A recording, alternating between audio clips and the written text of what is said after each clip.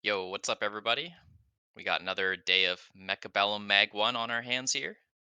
We're in the round of 8 now. We have just 8 contestants left. We've already concluded Group 1, and now we're on to Group 2 today. And I would consider today to be another group of death. We have Sako and Flower Fairy, which maybe automatically makes it a group of death, one might say. Kind of the titans of 201 and 501. But we also have Apooche and Tongil. Apooche, of course, extremely strong tournament player, strong just in general, very seasoned player. Tongil also very seasoned, been around forever, and has been looking pretty good. He takes a lot of breaks in the game, but he seems to strike back pretty strong. The other three players, though, don't really take as much breaks. They're just sort of always been around, always grinding, lots of games under their belts. So I'm sure they're feeling quite ready for today. We do have Tongdil against Flower Fairy coming up first, so that's going to be a German player, Tongdil, against Flower Fairy from China, so that'll be interesting. And then after that, we have the Clash of the 501 Titans, Sako versus Apooche. Now, our format today is, as usual, similar to the GSL, if you're familiar with that from StarCraft 2. We have 3 best of 1s, and then after that, 2 best of 3s. And the best of 3s is where you're fighting for your life. That is where the eliminations will happen. The first best of 3s, or best of 1s rather, are just sort of your tickets to getting into the winner's bracket or the loser's bracket. If you win twice in a row in your best of 1s, you actually get out nice and early out of your group and secure your round of 4 position. So today we will be eliminating 2 players. Only 2 players will be making it through. I believe so far we have a 501 and a 201 waiting in that round of 4 finals day. So we'll have to see if we can keep things balanced once again. Historically, 501 and 201 have been extremely similarly matched. Normally, we get one of each player making it through, and it's kind of crazy how consistent that has been. So I would not be surprised to see that happen today, especially considering Flower Fairy, of course, is such a strong player. It would be a bit of an upset if they don't make it through, and then that would leave us with either 501 or 301 because Tongdil is from 301, so we do have 3 different regions today, which is pretty exciting. Regarding playstyles, we've got a little bit more standard than aggro today, but it is not out of the question that we get a bunch of aggro games, considering Sako prefers aggro. Apooche also prefers aggro. Both those players are capable of a very strong standard style, though. So we will see, but usually when those two play each other, they do get into the headbutts. Um, I think historically, they almost always headbutt each other, or at least one player is defending and the other's aggro. I have never seen those two play standard, so that would surprise me. Regarding the meta, I think at this point, the only extremely noteworthy thing is this fortress style, where you summon a bunch of fangs, go wide. Other than that, we'll have to see if these players have some sort of secret sauce they've been preparing. Of course, this is one of the most high stakes games that we've ever had in Mechabellum esports. So if I were them, I'd be preparing and studying my opponents for sure. I know Sako Sako certainly might be doing that. You might have been catching his YouTube content lately where he's been uploading videos of beating some of these players. Um, that may be on purpose from Mind Games. We got the Rooster Raid. What's up, everybody? What an exciting day we have today.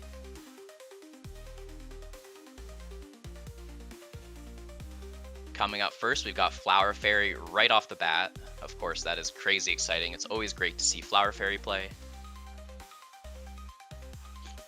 I've heard he's been playing a little bit less, but I'm sure he's still getting his games in. And don't forget, these 201 players do have a lot of Smurfs. It's not just the 501s and the other regions that have all the Smurfs. They got their own too, and of course they're very hard to track since we can't read their characters, or at least most of us can't. Welcome, Rooster. Hello, hello. What an exciting day we have today, huh? I mean, same as ever on MAG1. True, got the best of the best.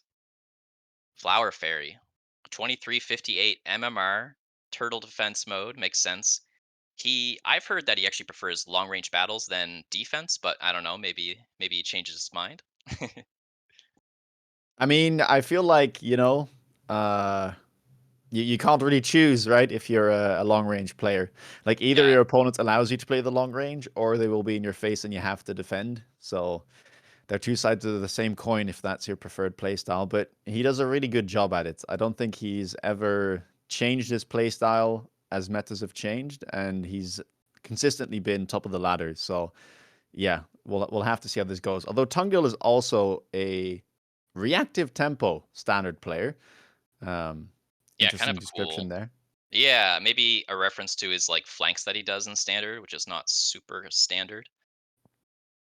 Yeah, it can be really useful, right? Cast is also someone who does that very effectively, where he likes those deep flanks with the sledgehammers, tries to pull away some units, and then kind of push in with the rest of the army.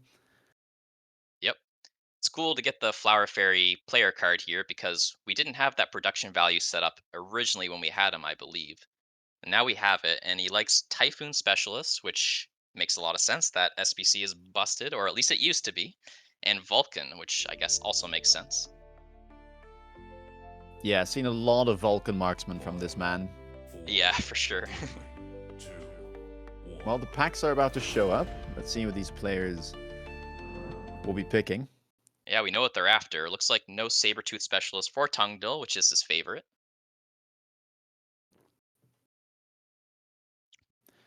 Some pretty good packs, though. I mean, Amplify spec, I guess, would be the classic long range pack.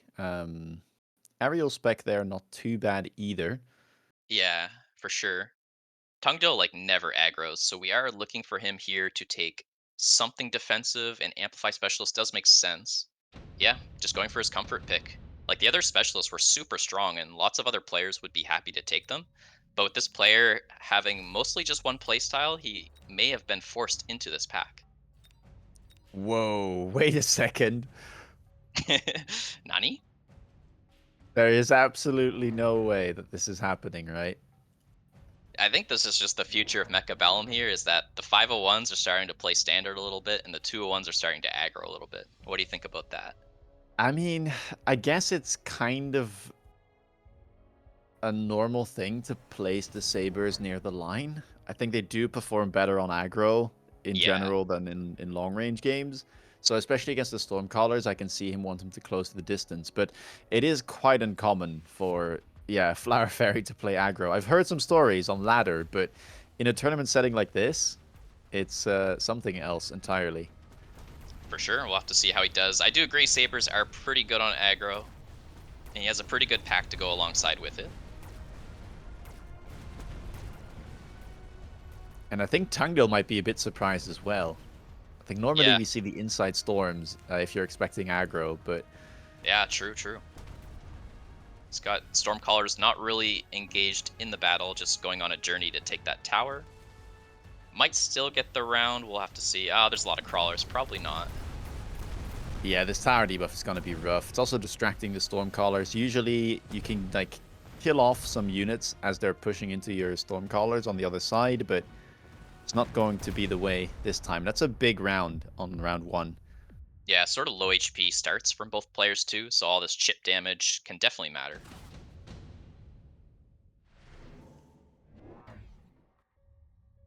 Nothing crazy here. We got a cheap equipment in the haste module and the wasp summon here, which Tongdil goes for. Makes sense because Flower Fairy's got an exposed tower there on the right and sort of on the left. It'll be interesting to see how Flower Fairy wants to deal with this, if at all, because he might ignore it. But it is one of those spells on round two that is quite hard to deal with. Yeah, definitely. I've been seeing players like buy their own wasp to deal with it, which is not something I've seen a lot in the past. I think it's kind of interesting. What do you think about that? Yeah, I mean, early wasps can be very good either way. Like, the only real counter is something like Mustang, so as long as that isn't on the board, you can definitely Yeah, get some good tempo rounds with it. But it seems like here it's not been addressed, so the tower will fall very early for Tungdil. yeah, that's painful. Flower Fairy did set up a deep flank Arclight, so at least he gets a little bit of setup value for this turn. But yeah, the tempo loss here could be a little painful.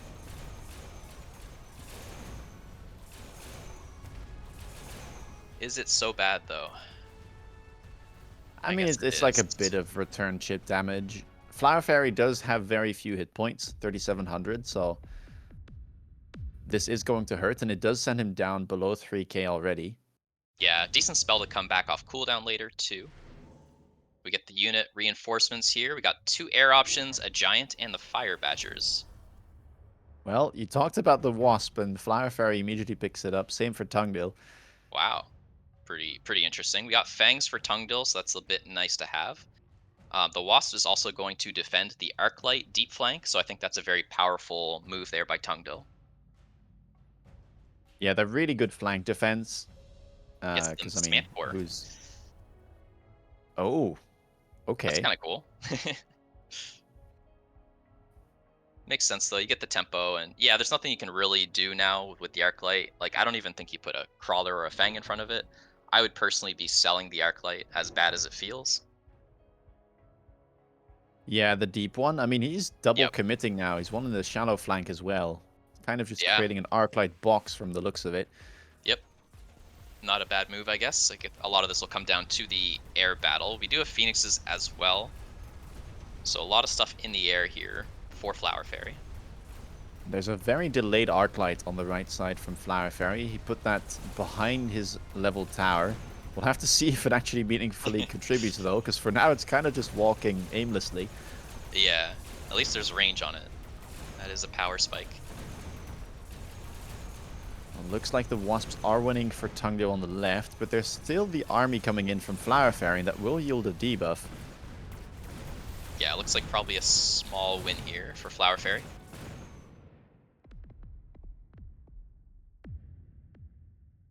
Equalizing the hit points. Both of them are sitting around 3k. Yeah, no big advantage for either player. Oh, we can nerf our own Wasps if we want to. Shockingly not the play. Yeah, crazy. Supply enhancement round 4. Okay, Flower Fairy. Look, I know you're a greedy player, but we need to have a talk. Especially with these HP totals, right? Yeah. Like, that card is... I don't even think it's good on round 3, to be honest. Because it pays off... Like, you start making a profit on turn 7 if it shows up on round 3. So you Yep, make a yep. profit here on round 8. Like, surely 50 credits on round 8 is not that big of a deal. I'm with you. And we got a crawler going in front of the Arclight. I was saying to sell it, but no, he's happy to pull some of this chaff and to get the Arclight some kills. I think that's fine. I think that makes sense. We got the range tech on the Wasps here for Tongdil, so he cares about this air battle a lot, which I think makes sense. Yeah, you kind of have two options, right? Like, either you try and get ahead in the Wasps and force your opponent to go Mustang, or Forte A, I guess. Or you go Mustang yourself this early on. Yeah, for sure. You can like technically do Wraith stuff since it's like a defense versus aggro, but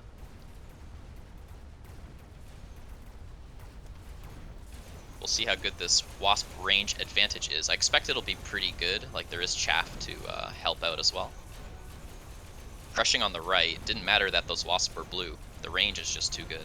Tower does fall though. Oh. Yeah, the Saber just made a beeline for it. Yeah, potentially just another small air win here because there are a decent amount of Wasps left. Yeah, this should just be the round for Tongdil. Kind of continuing the trend of chip damage. Yeah. Well, taking that much damage from taking supply would make me a little nervous maybe. Like it's not the worst, but it's not the best either. Laser snap picked here from Flower Fairy. He does like his range in general. But Battleship here for Tongdil. Wow, that's an aggressive and expensive spell, but that might be exactly the tempo he needs to punish the supply take.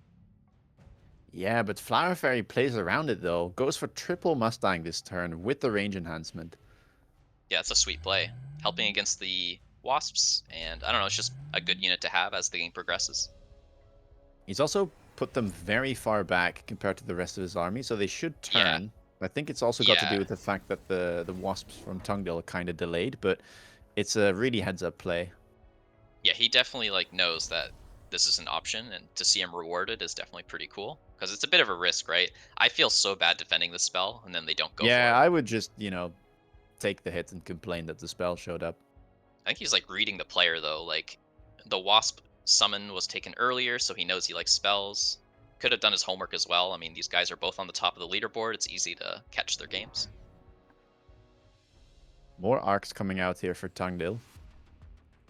Yeah, that'll be nice. It's the Mustangs here. Let's see how the boat does. It looks like it's just the Mustangs turning. We do have a pesky one from the flank as well. I mean, the boat might... I was gonna say might win. Probably does. It's taking a long time, though. Yeah, it is very delayed. The thing is, it does mean that there is one less pack of Mustangs, and that Yeah, kind of means the Wasps are just winning out with the level difference. for sure. I mean, white Mustangs are super weak. We got some blue Wasp with a range, of course, too.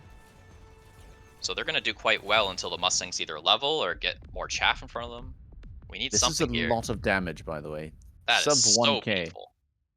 So that Yeah. supply take he did just was not good at all.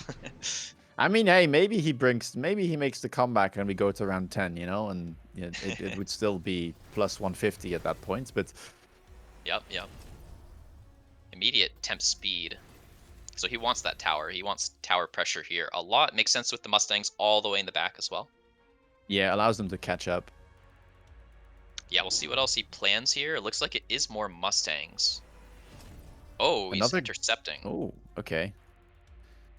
Seems to think that the Stormcallers are a threat. Yeah, possibly playing around like fire. Uh, there's no HE, so just fire is what he's playing around here, which does make some sense. I mean, you have 900 HP. You know that Mustangs are a big part of your army, so and Also, Missile I Chaff mean, as well. yeah, I was also gonna say the Stormcallers are a big part of Tongil's DPS. At least the left one has been doing a lot, but the Wasps have a decent amount of damage themselves. But maybe it allows the Yeah, Sabertooth to live for longer, and then the Arclights will get stuck on them and not kill the Mustang, I guess is the hope. yeah, makes sense. Also, bubbling makes sense because now the shield break is mitigated with the missile interceptors. We have sledges with armor appearing here to counter the Mustangs. That's pretty strong, and we got lone temp range. So both players loaning, both players aware that tempo is pretty valuable right here. Yep. And it's a good call from the chat, but efficient light manufacturing was picked up here for Tongil. Also, very greedy card at this late.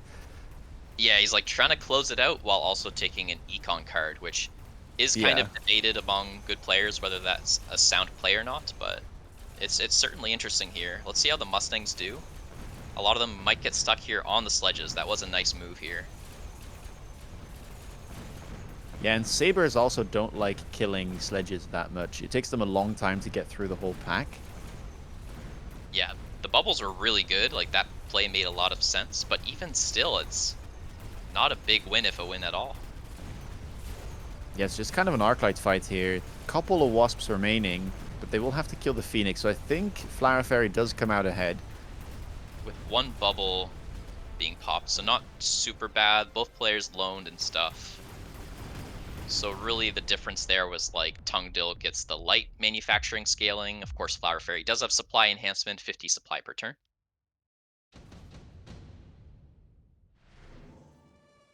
Get the unit reinforcements here. Hmm. Probably Flower Fairy wants to counter these sledgehammers with armor, so that's why he's taking the Raiden. I do like that. Maybe Yeah. Marksman would make sense then from Tongil.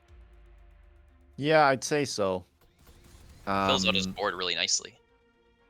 Oh, Wraith oh, though. well. It is something else entirely. More armor. He needs all the armor. That's... Ooh. I don't know about this one. I feel like this is a little bit too cheesy. Like, you've already gone for the sledgehammers with armor. Yeah. I mean, imagine he did the Marksman with anti-air. I know it's a bit of a read, but like, imagine he did it. Yeah, I mean, you could even just range the marksman, if anything, Yep, against the yep. ranged arc lights, and that would probably be fine. We'll have to see how the Wraith does, but normally Raidens are considered the counter to Wraiths. The armor will be great for sure. I mean, they will be pretty efficient tanks, but the question is, does he have enough DPS to kill, the Raidens? There is a lot of them. The Wraiths don't really Yeah, I do mean, too the much. Raidens only take 3 shots, right, to kill the... Oh, never mind, it's a bit more. 4 A little bit shots for more. most. But Yep. yeah, I was looking at the one with the haste module, but that one obviously has boosted attack. Yeah, very interesting. I mean, these Raidens scale extremely well too. So if Flower Fairy can hold on here, I might put them at a pretty decent advantage. Yeah, I think he's got a really good scaling comp. The Stormcallers are kind of useless now. And I think those Wraith also won't be too effective from Tongil. Yeah, exactly. Yeah, He they're kept the already storms down. too. Now, Tongil did add some Phoenixes that turn. Triple level 1 Phoenix. No range on them yet. And the thing about Raiden is that it can one-shot like your backline Phoenixes sometimes. And yeah, there we go. A couple of them getting taken out on the left side. And Flower Fairy's got the round. That's probably a comeback. Yeah, this looks really good all of a sudden for Fairy. And He's making money. cherry on top of the... He's making money! Cherry on top of the cake. We made it, ladies and gentlemen. Plus 50. What a huge reward. Ooh, nuke here. Pretty good for both players. We'll have to see the mobile beacons come out. Of course, you cannot shield the air against these type of spells. Both players Yeah, picking it. this might, like, be the round for Tongil, right? I feel like... I mean, for both of them, you can't imagine them living the spell with the... Or the turn with the nuke. Yeah, for But sure. it's probably his best shot. If he can, like, get rid of Raidens... I mean, what else do you do? Do you just range the Phoenix? I think you have to. Like, you need single target. You need pretty big single target. Wow, he goes for revive on the Phoenixes. Just like saying, if the nuke happens, I'll be back. Pretty Yeah, it's a interesting. fair... Yeah, you can't shield your... Or, well, you can't protect your air unit, so... I think it Yeah. is a good call. You could also anti-air your wasps, but it just seems very sketchy with all these Mustangs out. Like, maybe the It Mustangs just get does. stuck on stuff, but I kind of doubt it. The Raidens are there to free them up, right?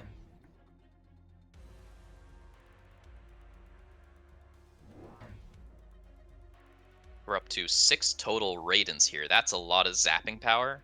And, I mean, there's almost as many Raidens as Phoenixes, so doesn't leave me feeling super optimistic here. The nuke will take down 2 Raidens, I suppose, but there's still 4 left. Range as well now on the Phoenixes, so it does end up double teching.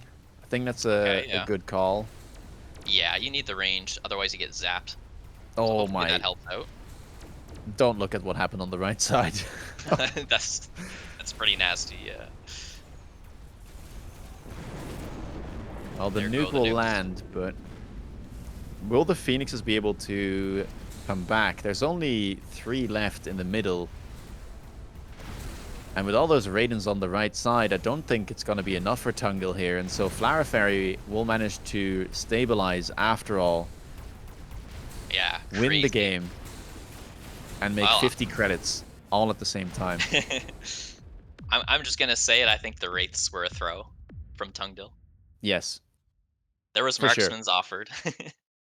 Yeah, there was. I mean, like, it tends to... I mean, like, you do see more of those type of games where the unit drop round, you just make the wrong read, and then suddenly you're very far behind, right? Because now your opponent has like 6 Raidens and you have 3 armored Wraith.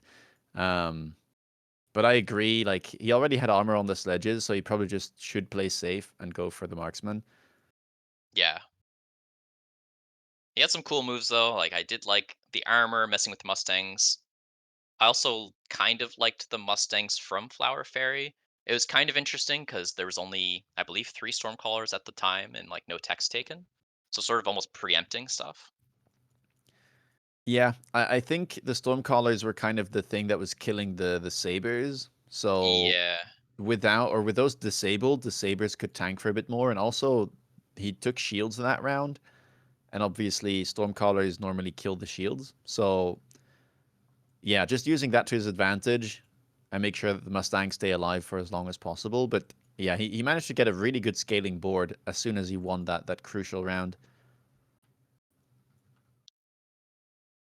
Yeah, pretty cool. It's interesting to see people running this revive tech on the Phoenixes. It was dead for so long, like a crazy long time.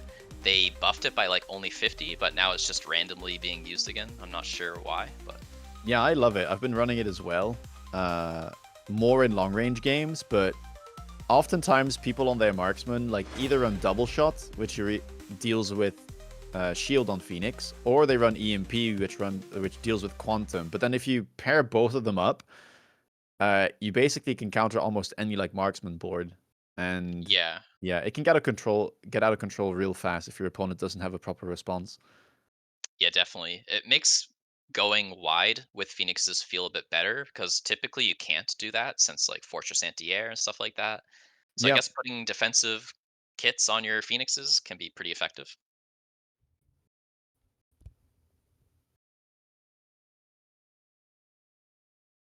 All right. Well, second game is being set up now, and we've got a bit of friendly fire happening here, as we'll have Sako versus Apooche. Now, Apooche, for those of you that don't know, made his way back into the group of eight, despite being taken out earlier, as we had a dropout with Riddle, I think. Is that Sorry, correct? what about Riddle? Riddle is the one who dropped out, right? Or Oh no, Guzzle. it was Guzzle. Yeah. I don't know why I keep confusing those two. My bad. Guzzle dropped out, and so we had one spot left, and Apooche is the one who battled his way all the way back into the group of eight. So yeah, but he will have to face Sako. Yeah, there's your reward. Look at Yeah. that MMR on Sako. Oh dear. Yeah, that is scary looking. 2476. That is, I mean, is that rank number one? That's insane. Let's see. Yeah, that's rank number one. That is a crazy MMR. Sako's been looking really good. And of course, we have to point out that he did win the last season of MAG1. And if he wins the second one, he's going to even further solidify his position as not only best 501, but possibly best player in the world. Yeah, I think you could even make an argument for that right now, Certainly. um, considering his consistent MMR and also again just winning season one of Mag One alone. Yeah, not easy at all. Of course, having to go up against Flower Fairy in the finals, who, if I recall correctly, it was a 3-0, which is crazy. And if he takes this game, we'll see another rematch in the form of a best of one between the two of them. But hey, I mean, Apooche's got that dog in him, so we'll see if it comes out and if he can. I mean, I wouldn't even say an upset necessarily. Apooche is a scary player in his own right. You know, he won that Launch Clash tournament. He won the region Mag One tournament, That's right. which was alongside Sako, but he put on like a crazy performance. I think he won like 4 or 5 games in a row there to take the dub for 501. Yeah, so cool. We have the player cards. I'll go over very briefly as well. We've seen Apoochi's player card before. He's a greedy player like Speed and Phoenix's. But now we have Sako's player card, Tower Go Boom. Well, we know which emote he likes. And he likes Rhino Spec and Hackers. And if you've been watching his YouTube videos, you'll know he loves Rhino SBC. He'll pick that thing almost no matter what units it has. So there you go. Interesting as well that we now see hackers as the favorite unit because I think Yeah. it was Rhino for a long, long time, and we do see a bit of it in the specialist there, but For sure. Looking at the packs here, we got speed for Sako, so Pucci not able to access his favorite spec here. We know Sako likes the best money ones usually, so he's going to be taking Farseer or Typhoon. Apucci, he likes Tempo. I could see him taking Rhino. Oh, he goes for the Quick Supply. He does not mind the Marksman's whatsoever. okay. I was kind of expecting maybe a Sabretooth spec there with the steel balls and arcs, but Yeah, me too. we get That's some cool. spider gaming. It's a good matchup for him though into sledgehammers.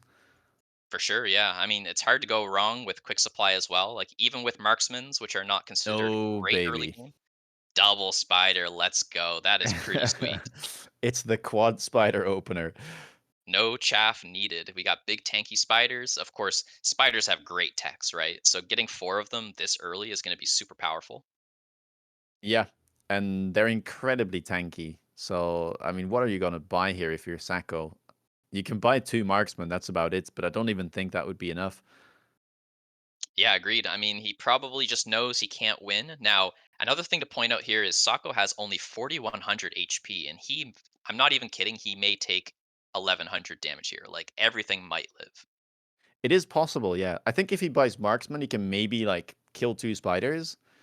Um, but if he Yeah. buys 2 chaff, then okay, it is going to be the marksman. I wonder if you like asymmetrical, just put everything on one side here, Sako, just to try and kill like one extra spider. Like maybe you kill two instead of one. Because I'm nervous if things Yeah, are symmetrical and you just split all your damage. it is very scary though to headbutt spiders with sledge, I feel. Even if you go asym and it's good on the first round, you kind of get blasted as the game goes on. Yeah, for sure. I don't Is he expect these keeping those sledges to. sledges? No. Okay. That would have been crazy. Comes up with the news tech, you make a box around your marksman. Yeah. Well, let's see. He goes for symmetrical. He will get the locks with his marksmans. I think he will kill two, like you said, actually. So that's nice. He's going to mitigate 400 here. There's a world where he kills another, but I'm not counting on it. Well, the marksman there in the middle from Apooche kind of getting overwhelmed. Looks like it will just be the two spiders going down. So that is 700 damage going down here, putting Sako to 3,400. So yeah, decent little chunk. I mean, this is a pretty legit way to play quick supply specialist. It is, yeah. Especially against like sledgehammers. Yeah, I think if you're bully against those. Ball, maybe you don't, or against Saber. Yep. Um, but it's a good move here. We get immediate round 2 reinforcements. And this Yeah, is we where got. you feel a bit bad, right, if you're Sako, because I think Phoenix is probably the DPS unit you would prefer, but you're Mm, already with Marksman. yeah, and I feel you. Like there is cute plays with phantoms, and there's Sabretooth. So like all of these are single target, which is kind of what Sako needed. So maybe he doesn't feel too bad. Yeah, I think you picked the Saber, right? It's good into basically everything, and you already have the Marksman coverage against the air. Yeah, yeah, I'm with you. And a Rhino picked up from Apooche. Apooche loves rhinos, and it does look pretty good. It looks like the Saber will go on the Rhino side, so that's fortunate here for Sako. We'll see if he has enough chaff to back things up. Here comes the chaff for Apooche. Of course, that's the one thing his comp was missing, so he's filling that out here. Yeah, and Sako doesn't have the best chaff clear. Like sledgehammers, they can kind of get by, but when there's triple crawlers involved, I'm not sure that's going to be enough to clear everything in time. Yeah, I agree. That looks like a problem. Kind of Sako needed two things at once. He needed chaff clear and single target. So it was a little difficult to accomplish. He could buy like another sledge here, but spacing doesn't look great. Goes for a Fang. I I wonder, do you go for like Vulcan here at some point? It could be. I mean, if it gets stuck on a tarantula, you're sad, but with these crawlers all being funneled in the center, I could see that Vulcan being pretty sweet. It's getting a bit late maybe in deployments to be able to buy arcs, but you know, the True. sledges actually did quite fine here. Rhino is chop chop chopping there. Even gonna get the Oh, tower? Oh, not quite. no, it will go down. How many tarantulas are gonna live here? Because I think Apoochie's got the round. Looks like it'll be 2. Looks like two. Yep. So that's another Another 700. 700. Yep. Sub 3K here. Definitely I not didn't impossible see. to I come don't think back. we have levels yet on the tarantulas. No, we don't. So that's a bit of a saving grace for Sako. 100%, especially with like these equipments here. I don't know what the pick is here, but maybe just tempo with the spells. I think portable is pretty legit here though for Apooche. Yeah, he likes it. Yeah, you could even portable if you're Sako and just throw it on a sledge. But Yeah, that's I true. guess the tempo makes sense. Like you are getting a bit antsy, at least I would be, if I lost 1400 in the first 2 turns. Yeah, super true. And Sako does love the spells. Says what's his phrase? It's like boom, get the tower or whatever. So Tower go boom. tower go boom. So and Apooche is greedy. That's why he's taking the high value equipment here. Range on round 3. I mean, pretty common if you have 4 spiders. Yeah, he had the money. Makes sense. It looks pretty strong here. Yeah, it's such a S- big power spike for them. Yep. Sells the Rhino, which I think makes sense. Although maybe the Rhino would have done fine. Bit of a mind game there, whether you actually handle the Rhino or not. Well, I'll tell you what isn't handled right now. It's those wasp. Yep, Oh, but but Sako, those crawlers. Oh, he guesses wrong. oh, painful. Oh my gosh. Oh, Oh, okay. okay, a missile. Oh, Okay. I think it's good. It might kill all of them. It's like perfectly placed. You want Yeah, them yeah, yeah. dead center. Boom. Oh, that's nice. Beautiful. A lot of wasted money though, right? Like those missiles. Yeah, but I mean, I guess they'll just stay there. Yep. Like, you have to sacrifice a unit to be able to get rid of them, so... Yep. Sabers are connecting on the tarantulas, looking a little bit better. The tempo here. We do have the tarantula on the left with portable shields, so that one is a menace. There's a lot of crawlers left, so possibly another round here for Yeah, these Apooche. towers are leveled, though, so it'll take a bit longer to take them. Yeah, true. Oh, he kills another tarantula. That's nice. It's not quite 700 damage, but I did see at least 2 tarantulas level up there. And it's actually That is 3. scary. Oh my gosh, marksman Ooh. levels too. EMP picked up here because EMP gets rid of the portable shield's health pool. So kind of a decent value there. It's going to slow them down, take off the range, and deal that damage. We get the Typhoon here for Sako, finally getting his SBC online. That's a huge tempo. He can either sell it, get the supply, and help his main strategy, or kill all the crawlers. Doesn't need that Vulcan that you were mentioning.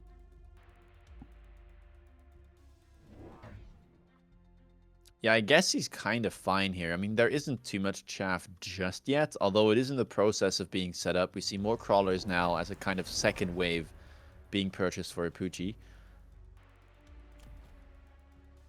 Yeah, got those layers of chaff now, so it's good to have the Typhoon. I think even more chaff clear will be needed.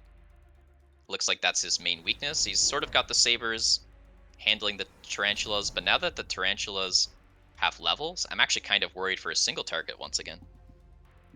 Yeah, I mean, he gets a really nice EMP off here. Has the range on the sabers as well to match the spiders. But that EMP will get so much value. Turning off the text on the 2 level 2 tarantulas and then also dealing damage to the shield. Yep, huge value there. Chaff waves look pretty good. Actually, we got some connections on the tarantulas. A little bit earlier than Apooche wanted, so actually not perfect chaff timing there. Yeah, I think it's also got to do with the EMP, though. I don't Yep, think the tarantulas would walk that far up normally. might be a Sako victory, his first one. Yeah, looks really good. Might even keep... Looks like maybe only 1? Oh, no, 3 sabers alive. And we got some levels, of course. Killing blue tarantulas is a huge amount of experience. Wow, lots of levels here. Unit reinforcements are here. What are you looking at here? I mean, look, to me, that Vulcan kind of looks decent. Yeah, good defensive unit. Like, Fire Badger is a good chaff clear unit as well, as I guess. That's fine too, you get 2 of them. Yeah, Sako likes it. I mean, there is a lot of streams of crawlers. I think the Vulcan idea works well too, especially with equipment that can drop later. Any item on a level 2 Vulcan is completely insane value. Actually flanking with one of the Badgers, maybe the other one also going to be doing that. Oh, actually he's thinking about it. Not quite sure about that one. I mean, he would have baited the missile.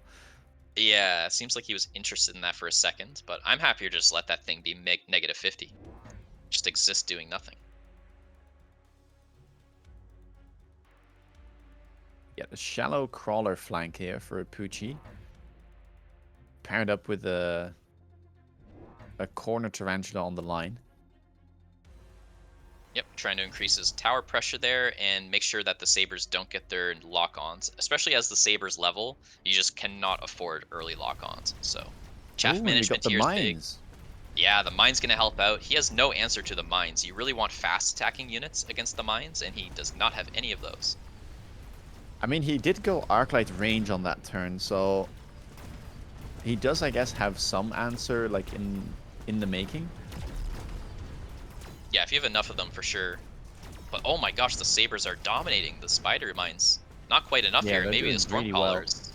Stormcaller's not it either. Okay, but what about like secondary armament as a counter to mines? Oh, that's a cool thought. Cope, That might cope or be. no? I think no. I think that's good. They're not super tanky, the mines, right? So I think it's like the perfect pairing of damage numbers, if I had to guess. Orbital Yeah, the mines have like bombardment. how much? They have 750 HP per Yeah, level, but you you one deal shot 2k them. per level with armament. So Yeah, that's sweet. That's a good call. I like that. So orbital bombardments here. Of course, one of the storms being sold because he knows it's coming. We could see one bubble. It sort of covers Apooche's entire army here. Sako as well. I would. It's very likely for him to create bubbles here. you get double shot instead, though, and that does scale with the range, unlike secondary armament. Yeah, it's a good move. Like it's way better against the tarantulas, but I think the armament might be better. Honestly, we'll see though. Scorpion's coming out. Scorpions. That was a manual unlock, right? What the heck? Yeah. Well, you won't see that from me ever. Yeah, I'm not a fan of manually unlocking them either, usually. Like, I will if I have to, but there's usually other units, such as hackers, that perform a similar role. They normally don't one-shot level 2 Badger, although Sako currently doesn't have the tower enhancement, so they will one-shot them for now. Oh, yeah, that's true. That's pretty nice. Might actually get that connection. No bubble here for Apooche's army, so orbital bombardment's going to be pretty sweet here. Almost. Oh, there we go. It got the Stormcaller. Bubbles are tanking pretty well here. Saber's still a menace. Yeah, if those sabers lock on, like, those scorpions are just gone. Yep. Will the bubbles live? Because that would be a big moment here. I think it will. Saber's gonna one tap this Scorpion here. Yeah, I mean, Oh, the sabers are just such high level compared to the scorpions. I find it hard to see how they will make this work. yeah. I think Scorpions were not the call. There must have been a better unit, something that's like safe from the Saber Teeth while having good DPS. EMP blast here. That's gonna damage the shields that lived and might get some EMP on the left. And there is portable shield, I believe. Bunch of spells here. Yep, same spell for both players. The Wasp is back as well, but probably fairly handled. I think it still might get used aggressively, say on the top right tower here. Yeah, I could have a go at it. Looks like it'll just be defensively, though. Yeah, much safer play. Does make sense. The DPS is not nothing, of course. It can help out.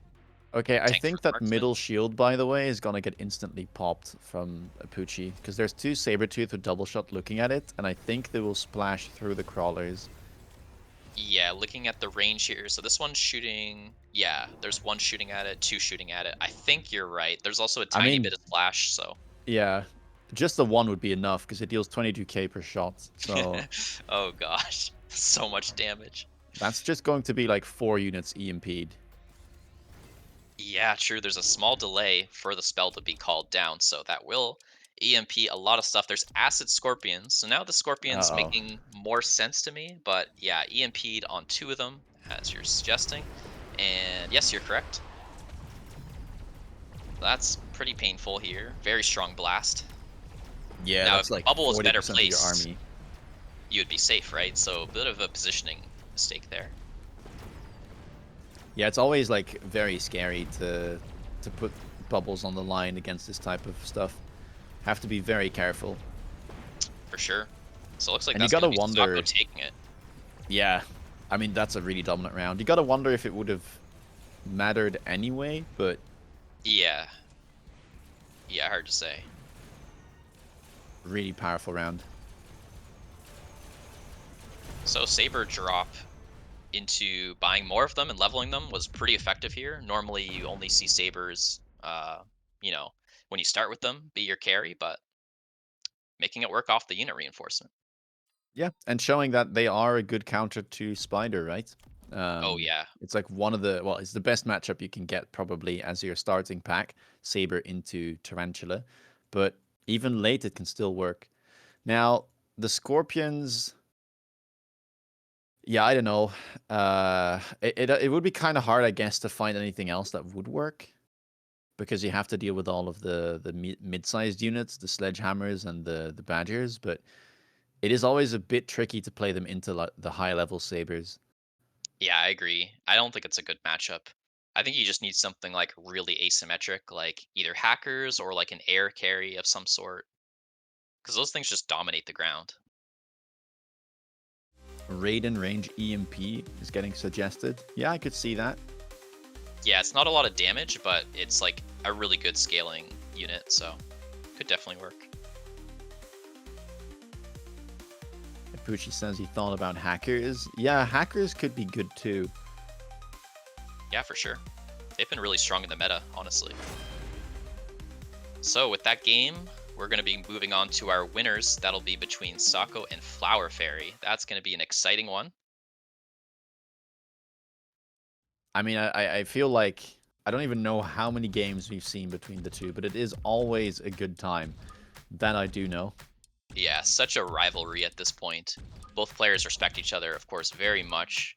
Sako recently has been getting the better of Flower Fairy. We'll see if that continues. But Sako was looking pretty good there. I mean, it was shaky at the start, taking 700 and 700, and then like 500, but then just managed to turn it around. Now, I am, for those of you that are Apooche fans, and I mean, aren't we all? Don't worry, he's not out of the running just yet. We will see him come back in the lower or the losers bracket later on against Tongil. Yeah, the best of threes will be coming up after this best of one, and you must win your best of threes or you are eliminated. So this next upcoming game is just to see who will get this early ticket into the round of four. Learners bracket. Nah, it's a losers bracket, all right. Step up your game. I got flamed last time I called it a losers bracket. I was called a bully. Well, never mind. Yeah, you got nothing you can say against that. Yeah, I was gonna say it's okay to, but then I was like, wait, no, it isn't. Hmm. Let's reconsider that. So, It's motivation is what it is, you know? yeah. So Flower Fairy's battle focus is turtle defense, but then he did aggro. So maybe it's mind games, you know? Maybe he's just lying. Maybe. Maybe he's been practicing, but it might also just be the starting pack that he was given. Yeah. Some players though, like just don't play the packs like Tongil. Like he had like 3 S tier aggro packs and he's like, nah, I only play standard. I'm taking this amplify specialist, which I think is like not a good it's not a good SPC, and I think like the smamps are okay on the storms, but not amazing.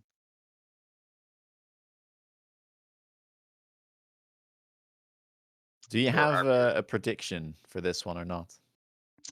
Uh, if Sako gets like a really good starting specialist, like the 300 ones that he enjoys, I'm gonna give it to him for sure, and I'll give him the favorite no matter what. But I think these players are like pretty similar skill, so I think if they get their comfort picks, they're in a good spot for sure.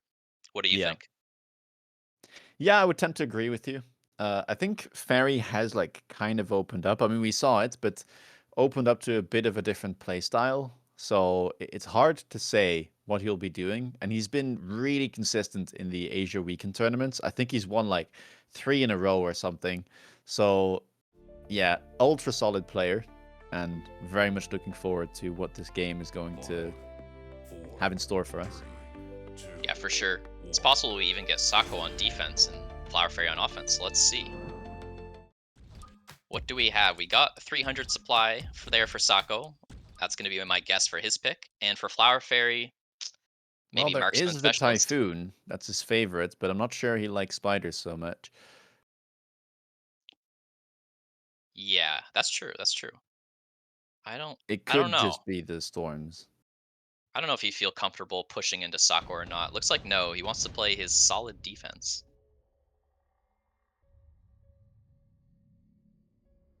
And Could just surely be a this Vulcan marksman is... game.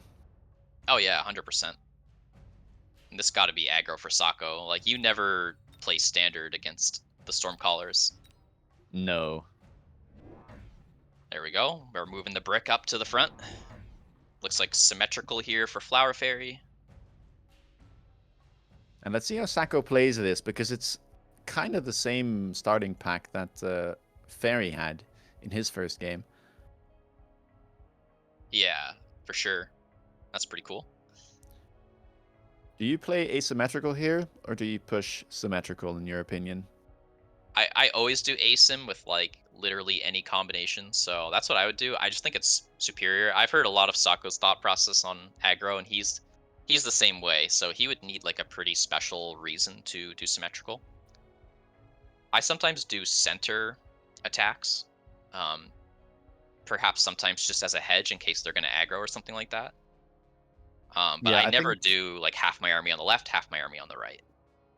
yeah, it's something that we saw a couple patches ago. We used to see like some very like wide symmetrical steel ball pushes, but Yeah, I think it has its merits against things like Stormcaller, because it can be really awful pushing into the second pack of Stormcallers. yeah, But yeah, yeah, for looks like sure. it will just be ASIM.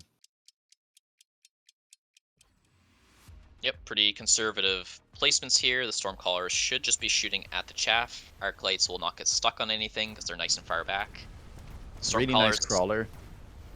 yeah. Crawler funnel looking good. Stormcallers are not going to the tower, so they will be helping out here. Actually, yeah, this looks so good. Like that middle crawler pulling everything to the left side is gonna make Sako's life so much easier here on round 1, and I think he should Yep. take it with that debuff. Yeah, I agree that that was really beneficial for him here. And the debuff, yeah, should do it. Lets him travel towards the Stormcallers without taking too much damage here. Does end up losing most of his units, but I think that Saber that lived got a lot of experience, so we might see that leveling next turn. Yep. Marksman comes down here. We get our card reinforcements, skip from Flower Fairy. Probably nothing super strong here. I mean, you could pick up Quick Teleport if you're Sako. Could be useful. Yeah, it's only 50 to take, so not too bad. But I I guess expect it him to skip. Yeah, I guess it kind of depends though what you do with your round, right? Unless you want to buy like double Phoenix, Yeah, uh, you're probably just gonna buy like triple Chaff or like maybe a couple more Arc Lights. So you can pick it up. Yeah, that's what yeah. Sako goes for. Ends up going for Wasp though. Nice. That's pretty cool line. I don't know if he'll teleport this round or not, but just having it there is, I mean, literally just the mental damage is pretty good. Now he is going to use it. Okay. It could also be a response to Fairy, because I know Fairy really likes his jump drive Wasp. So it's not an uncommon play for the defender to go for like an aggressive Wasp push the same way Sako is doing. So maybe he's trying to play around that. For sure.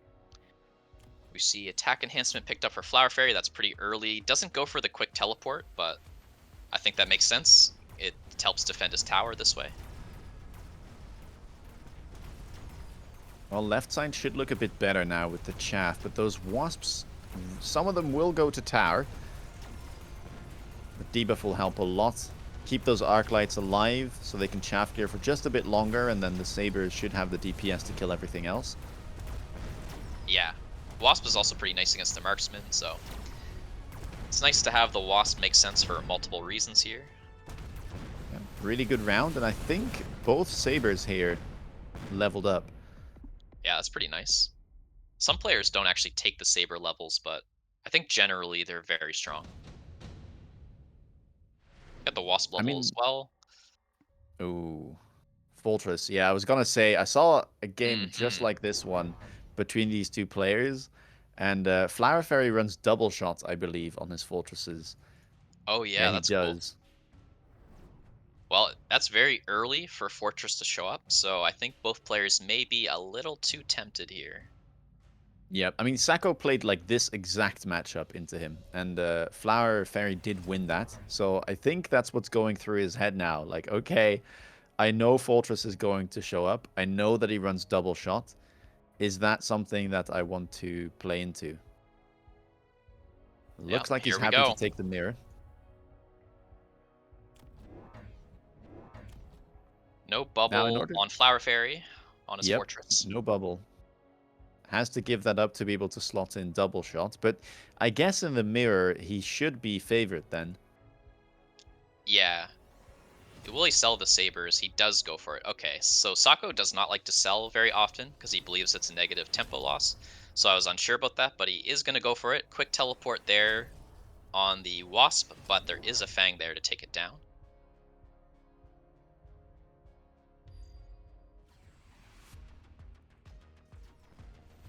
And he paid jump drive money for that. Yeah, I mean, it's still pretty good, right? Like, level 2 Wasps are just too hard to kill for Fangs most of the time, so he might even be able to get a debuff here. Are the Wasps close enough to the tower, though? Nope. Oh, no, only one is. He does get a minus Oh, 50 this way, but yeah, that's not what he wanted. yeah. And he may have gotten Bit the of an oopsie negative there. 50 either way. Unclear, but yeah, definitely an oopsie. And paying 100 for the jump drive, I think that's really expensive. But he does get his Farseer, so of course that'll really help him out.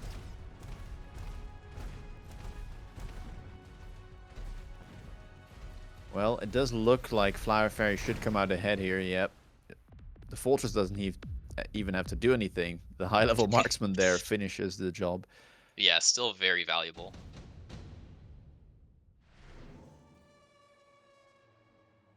Javelin, Redeploy. no pickup. I feel like redeploy here feels a bit bad to see since he just took jump drive, but of course you still take it. Very valuable. He adjusts his fortress to the corner. I think what Sako needs here is better chaff clear. We've seen that Fairy has brought out a lot of fangs here. So possibly range on Arclight or yeah, there it is. Yeah, it's kind of the only move you can make, right? Like, I don't think Yeah, you have the deployments or money to go into Mustang. yeah. So it makes sense here. Don't know if he'll buy more or not, but I would expect a fortress to come out at the very least. Unless he wants to get out of fortress, but I doubt that. Like in theory he could go Melter or something, but nope. He's even gonna teleport one in. Yeah, I do think... I mean, Fairy does look like a much more solid board for now. Um, just playing symmetrical. But we'll have to see, like, how much pressure these flanks are going to put on. For sure. Sako's got a very nimble setup here with redeploy, jump drive, quick teleport. He's got all the moves. So we'll see. But yeah, very rigid, strong board here from Fairy. So a little bit hard to take advantage.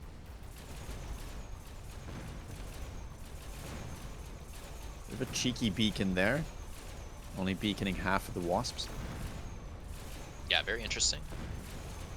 Oh, Looks nice like... minus 50. That was Oh, that's nice. very good. That will yield a tower debuff, and both fortresses are still alive for Sako. Now, he doesn't have temp speed, so it'll take quite a long time for all of his fortresses to go to the other side. Maybe this tower debuff will be Oh very my good. gosh. Oh, that is gross. This marksman... Wow, that SBC being broken. Yeah, he's getting a lot of value out of that. And it's not very common. Sometimes it does nothing, but this game, it definitely shows its value. Yeah, that was huge. Big tempo swing there as a result. Sub 2k here.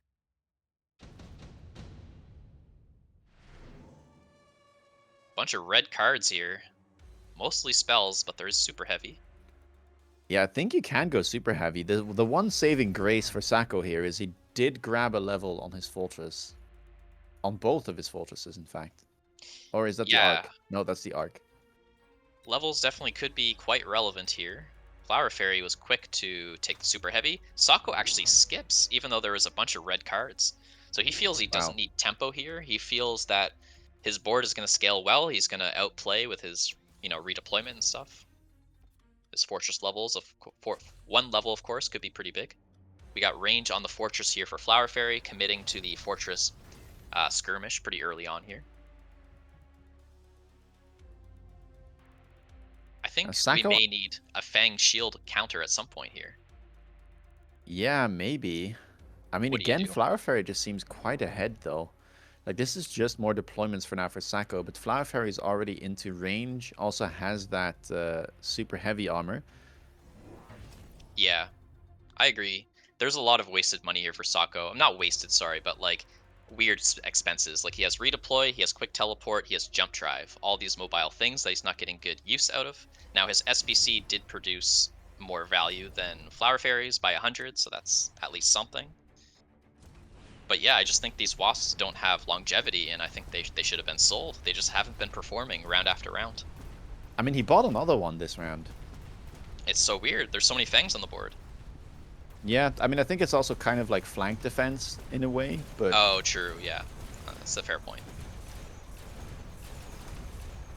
Well, crushing the right side at least. Like he's at least winning half the battles, so I think he's definitely still in the game here. yeah, Just a little overloading one shaky. side is a really good play. Yep, this is the Not super even heavy sure. fortress, but we're gonna take it down. Okay, we'll kill 2 fortresses even, dude, this marksman. This I mean, marksman. we say that he's worth 200, but I'm pretty sure, like, you know, he might be Yep. worth more than that Farseer after all. Worth So its weight true. in gold, that guy. Yeah.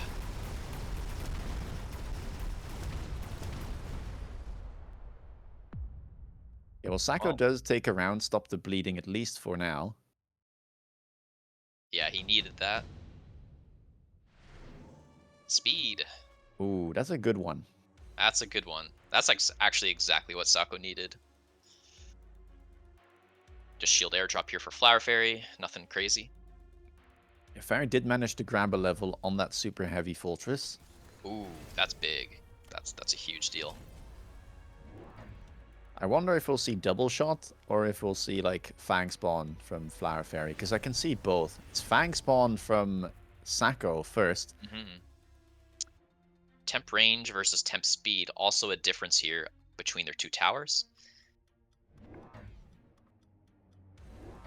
I don't know, but I think that Fang Shield for Flower Fairy just looks incredibly good. And the moment he clicks that, I'm pretty afraid for Sako. Yeah, I mean, it's kind of the same way the other way around, right? Like, we now have Fang spawn, but Flower Fairy just Yeah, has a lot of Fang deployments. Like, not even from Fortress, whereas Sako just has crawlers and then is spawning Fangs from his fortresses alone.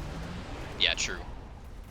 Look at the density of these fortresses, though. With quick teleport and temporary speed and advanced power system, they're speedy, they're everywhere. Going to be a really strong collapse here, and if he just fortifies his tower enough, long term, I think he's got a great asymmetrical push here. Yeah, it's a bit of an awkward fight for Fairy. Like, he did have the advantage with the range, but he just doesn't have the numbers on that side, so those fortresses are simply crumbling under all the pressure, and that means all of Sako's fortresses are still alive as we enter the mid-round. Yeah, I mean, the range advantage matters much less when you're so speedy and just close the Okay, well, we, distance. we do have the raid boss fortress now, which doesn't take any prisoners from the looks of it. Oh my Yeah, days. the chaff was Almost definitely a big levels. part of that. Yeah, if that thing levels again, oh my god, it's so efficient.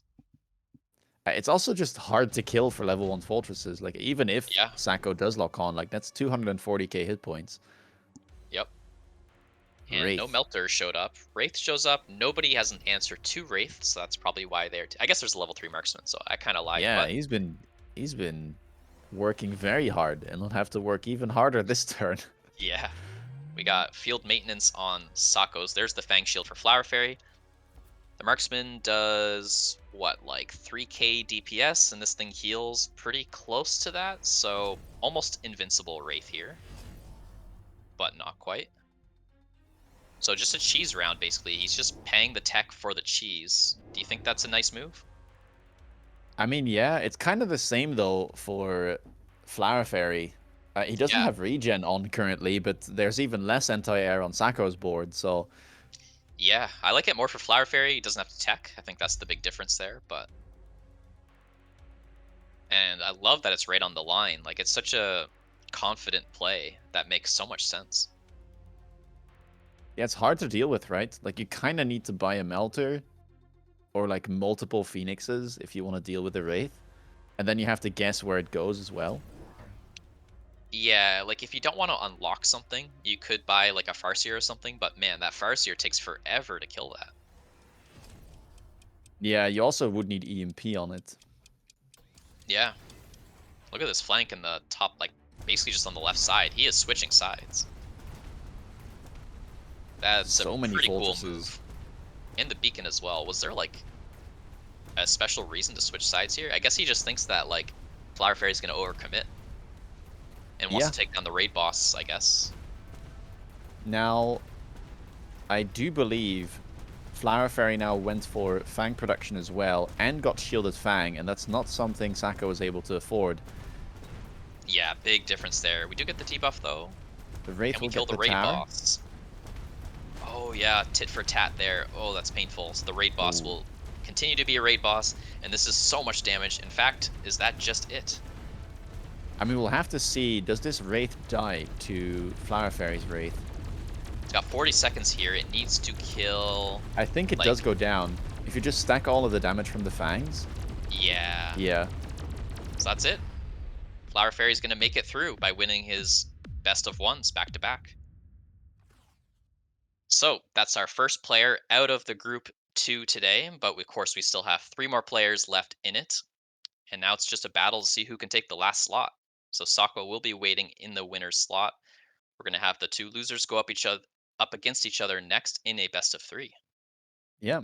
And Flower Fairy had something to prove, right? Like this group was previously going to be two 201 candidates, but now he was the only representative from that region. And, well, he still shows what he's capable of and makes it through to the semifinals in a breeze, maybe you could say. Yeah, yeah. I mean, the first game was against Tongil was a little sweaty, but True. yeah, the Raidens looked great. He did a really good job with the Giants today, that's for sure. And did a mixture of aggro and defense here, which is really nice to see as well. So yeah, definitely deserving that slot, and he's looking pretty formidable. Yeah. Now, with Flower Fairy being through, there is a bit of a thing going on in the learners bracket, as we should call it, um, where if Apooche makes it through, it can only be Apooche or Sako. Yeah, There is only one spot left. Now, obviously, we are the most unbiased cast. yeah, of Like, course. if you had to pick one thing of Wonderboat's Rooster cast, it's how unbiased we are. But, That's right. if you are biased and you like Sako or Apooche, um, yeah, only one of them can make it through. And I mean, Tungdil will have something to say about this as well, I'm sure. Oh yeah, yeah. Tungdil's looking very good. Definitely capable of, I guess creating a big upset, right? I mean, he's a very solid player. Yep. Get him into a long range battle, and certainly can take them down. Especially because they've been mostly playing aggro as of late. Some people feel this is like one of aggro's best patches in a long time. You would But imagine that we do yeah, get aggro out of Apooche.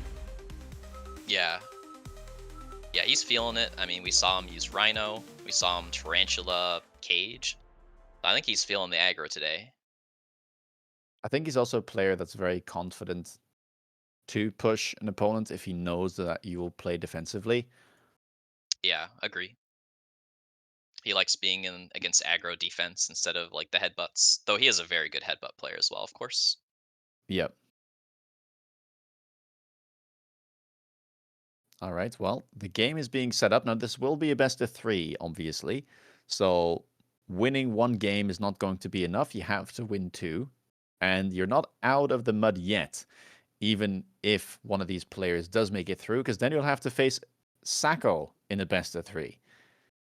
Yeah, that's what I love about this format is like you have these best of ones that don't completely kill you, but they like make your life so much easier. Like Sako just gets to chill, gets to watch this, take notes. Meanwhile, these guys have to go through two best of threes if they want to get a ticket out of here. And of course, Flower Fairy's just laughing all the way to the bank. He's already done his Yeah, day. I was going to So ask, like, if Sako's chilling, then what about Flower Fairy? He's got the yeah, popcorn, feet are up on the desk, got her yep. cup of coffee. For sure he's bragging to his 201 friends. He's like, look at these 501 noobs. So Tungdil reactive tempo standard. Apooche greedy speed. Will he actually get his speed though? It never seems to land on his side. I would be down to see some speed. Yeah, he also loves his crawlers, by the way. He's the type of guy who will like triple tech those things. So I would love to see Apooche turn on his spice mode. Tongil's spice mode is basically just like flanking you in standard. So I mean I wouldn't mind seeing that either. Maybe we can get some. What about some improved spiders with speed spec? Now Oh my gosh. That's that the would be a dream. blast. Yeah, Those things would be like faster than crawlers, right? yeah. If you click mech rage on them, they are. Okay. Yeah, that's crazy. That card is so busted. I want to see stats so I can see that thing's win rate. I mean, it doesn't really show up that often, right? Like it's one of those Yeah. cards that has to show up on like turn 2 or 3, or else you're already into a different shaft gear unit. Yeah. People also just don't realize how strong it is, I feel.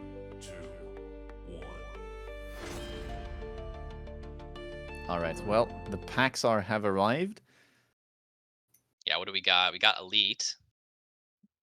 It's a That'll good be elite fun. pack. Pucci's got quick supply back. I feel like that'll be very tempting for him here.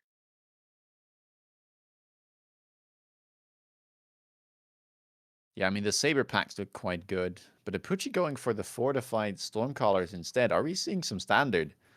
Wow, both players surprising me with their picks here, actually. They're not bad picks, but just not what I would have expected from them. I'm really tempted by stuff like quick supply with tempo. But actually, Apooche just slowing it down. Fortified and standard is also like, in my opinion, not the best just like SPC for that. It's nice with sledges Yeah, though, but I mean, at least it's a specialist you don't have to think about too much. It's just a yeah, passive buff. But I agree, it doesn't add that much value. I yeah. don't Is think there there's like, any breakpoints either right now. yeah, I was just about to ask about that, but like the crawlers for Apooche, if he takes health enhancement, do they survive an arclight shot from Tongdil? I don't think so. He like 32% more of 277 health. No, actually they should. But Yeah, I then think so. again, if as long as Tungdil I think keeps matching, he should be fine. Oh yeah, that's true. So maybe like a little gut shot turn if he's unprepared. I do Yeah. like that about fortified spec. You kind of get these little moves if you're paying close attention. But overall, more of just like an SBC that you'll gain invisible benefits. Like it's hard to keep track of exactly what it's doing for you, but Yeah. definitely not nothing here. I mean, there is one break point, I guess, between level 1 marksman and arclights, where you have to shoot Oh the yeah, arclight 3 times instead of 2 times. true, But true. I don't know if we'll see marksman. Yeah, not super clear here. So round one, we got sledges up against stormcallers. Now sledgehammers can definitely win that matchup, especially with fortified SPC here. So we'll have to see how that goes. Not much chaff though. I mean, these storm volleys just gonna kind of crush. Yeah, the arclights is doing a good job on the outside though, getting some cheeky locks onto the stormcallers. But man, that arclight in the middle is working so hard. 15k damage already. Yeah, what a little pesky little boy there. So it is going to be a win here for Apooche. Nothing big, of course, but I mean, if they do end up in some sort of like arc mirror, I guess that's the benefit of fortified. You are favored in these rounds just because even in an arclight's mirror, the opponent's arclights need more shots to kill your arclights. So you might get early levels and then kind of snowball from there. yeah, for sure. Arclight snowballing, very important here. Looks like we have a bunch of effects here and one spell. I don't know if you really want the redeployment here in a standard match, so Pucci likes the anti-interference module. That actually can be pretty handy. Um, like Arclights have EMP, of course. You can put that on a Melter. I think that's one of the best units to receive that typically, because if Melters get EMP'd, they are just completely useless.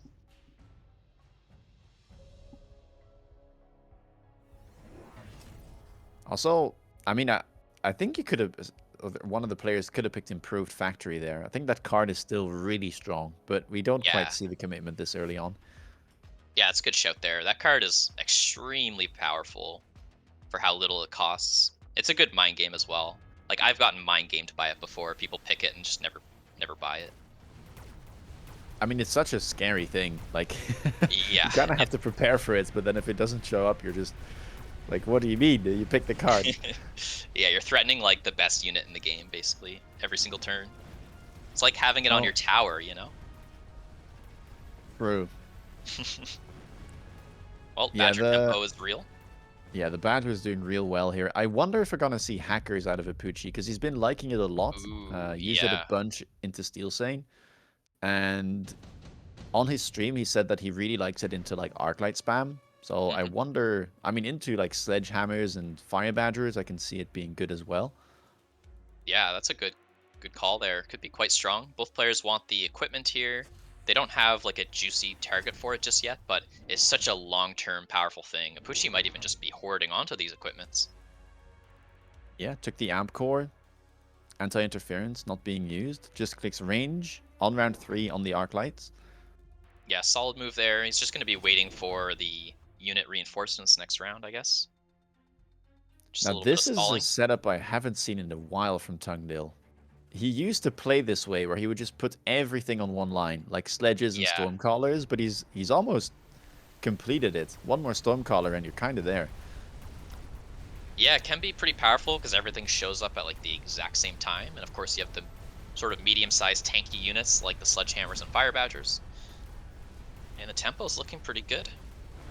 Yeah, I'm not sure range arc lights does too much here because most of them are just getting stuck on the sledgehammers. Yeah, that's true. He probably knows he's always going to lose this round, but I don't think he really wanted to take 1000 here, which is roughly what he's going to take, I think. Yeah, these stormcallers remaining alive, dealing 200 apiece, that does hurt.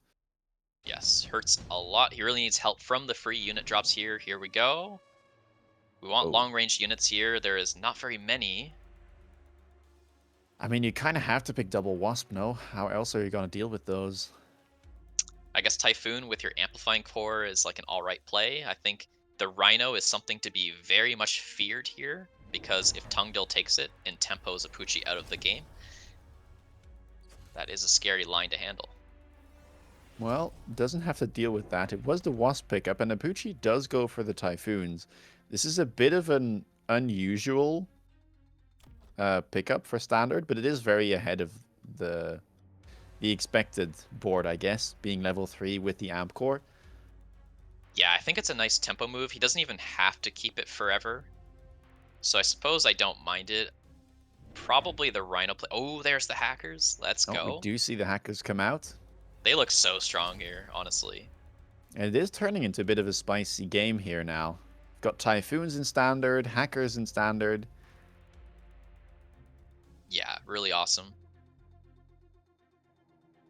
The one thing though So, is, how are those wasps going to perform, and is Typhoon going to be the long-term counter for Apooche? yeah, very good questions here. Like, those are blue wasps, so they're a little tricky for Fangs to handle. I almost want the Typhoon lower. Like, are you in a rush for this Typhoon to be in the front line here? Yeah, I don't know. I mean, it is very tanky. Again, like for around 4, 50k hit points per Typhoon here. Yeah, It's kind of a good frontliner too, but you're right. It's also really good DPS, and it is the only thing that's kind of able to deal with these wasps. yep. Well, only one Stormcaller locked onto the Typhoons for now, so they're sitting pretty. Hacks are being done, and we are shooting the Wasps out of the sky, so definitely winning the right side, the left side, of course, not as much over there, but the blue Wasps are falling to the Fangs, so that's nice as well. Yeah, only 5 wasps alive still. Will yield a debuff, but there's not much left. Now, the one thing that is good for Tongil is Stormcallers are somewhat of a counter to hackers, Yep. and those are still alive. But man, this Typhoon doesn't take any prisoners. 55k damage, 77 units killed on the first round. Yeah, what a strong comeback there. And he's unlocked Hacker, so he's in it. He's got the range. He's good to go. Just Yeah, equipments and here. nano repair.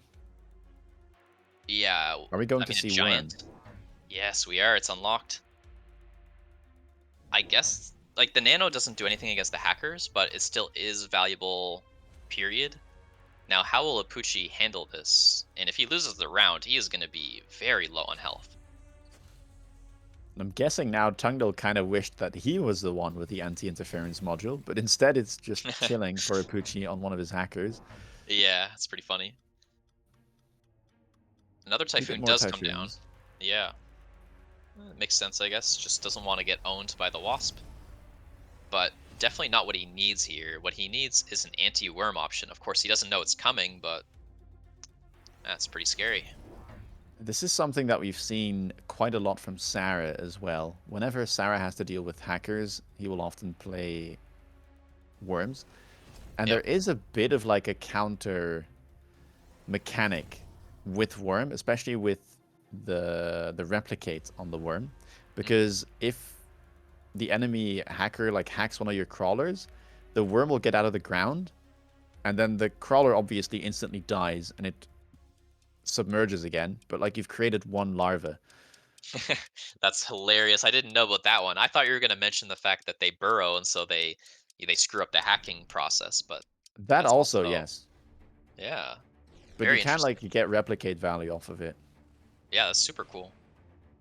Well, I expect the worms to do quite well here, but we'll see. I mean, there is a lot of hackers. We do have the Typhoon, which has huge DPS. It's going to be stuck on top of Oh, the that's ground a here. hacked that's a hacked worm right there. Oh my gosh, triple hack as well. The Uh-oh. wasps though. But yeah, we got the worms. Tangdo Wow, will not be happy with that. not at all. Now Apooche knows what's up, so he can just do a strong response. Yeah, and he's got such good tempo here. I mean, he could just close this out next turn if it goes the same way. Yep. Typhoon level, that's a great level. We got the unit reinforcements. Sabretooth is the strongest worm answer. It would be my expected take here for Apooche. Mustangs for Tungdil. Do you even need a counter though to the worms, or do you just think that you can hack them? It's a good question. My concern is that it is the only way that you lose. I think Apooche has gotten himself into an extremely strong board here. So I'm just trying to Yeah. like counter the only scary thing. But no, he agrees with your question there. He's just going to take something else. That means he's Yeah, he relying did get upon Typhoon. he did get the levels on the hackers, No, that's a good point. Yeah. And I guess you don't care about the and armor. yeah, Tangnell going armor here is a bit surprising to me. I think replicate is much better. Yeah. Hmm. It is good, I guess, into the Mustang, and it does provide 50% hit points, which is somewhat of a counter to hacker. There's just more to hack. Yeah, exactly. It is nice for the HP. But yeah, the hackers did levels, so they've technically gotten stronger relative to the worms. Typhoon also received a level, and like that, this Typhoon is insane, guys. Like the DPS on that is crazy. Yeah, it's top on every single stat. It's got about 5k DPS, so actually it does take like kind of forever to kill the worms. Those worms are super tanky, but we got like a million hackers all concentrated together. Yeah, I mean, the main thing here for Tongdil is whether or not he can chaff clear fast enough. Now, you do see the worms there again. Like, they emerge very briefly because a crawler got hacked. But yeah, there's no replicate right now. Oh, but the Yep, worm on the side is getting in, and it looks like the chaff clear is good enough. Can they chew through those typhoons? this time One they worm can. will get hacked. Yeah, Does we that need the stall other for one. long enough? I think it does. Oh, Okay. and right side worm is just not getting in. That could have been a debuff, but yeah, Also not fast AMDs. enough. The AMDs were huge there. Really nice call there from Apooche. And I assume that's it. Wow. For game one, of course. Series is not over. Hackers countering the worms. Yeah. Guys, don't rely upon that. That was extremely close. It was on a razor's edge there, but I mean, it is crazy. Like, as soon as it becomes favorable for the hacker, though, you take so much damage. yep. Like, he hacks one worm, it turns around, it buys more time, so you can hack the other sandworm. Yeah, for sure. Crazy game. Although that was also, like, somewhat the high-level Typhoon, I think. Yeah, I agree. I think that was a nice take for him, just making use of the amplifying core. The wasps from Tongil, like I liked the diversification they brought, but they weren't like a powerful unit that greatly impacted the battlefield, I think. Yeah. I mean, normally it's really good, right? Because you don't necessarily expect the Typhoon in standard, but this is one of those situations where you can just get away with it because it's like such a high level unit that early on, and then with the Amp Core especially, you could just tempo out Tungdil before range would be a concern. Yeah. They were even tanky enough to like keep the worms above ground, so they just served so many different roles there, and of course handled the wasps as well, so yeah, super nice play. Proving that he can win in the standard against Tungdil, where Tungdil's specialty lies. Well, Tungdil isn't out of it yet though. Yep, He gets a life best on of the line. three.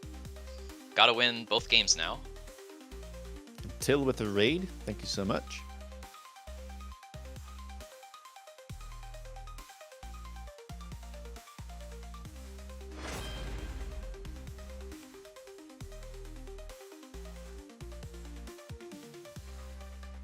What's up, Raiders?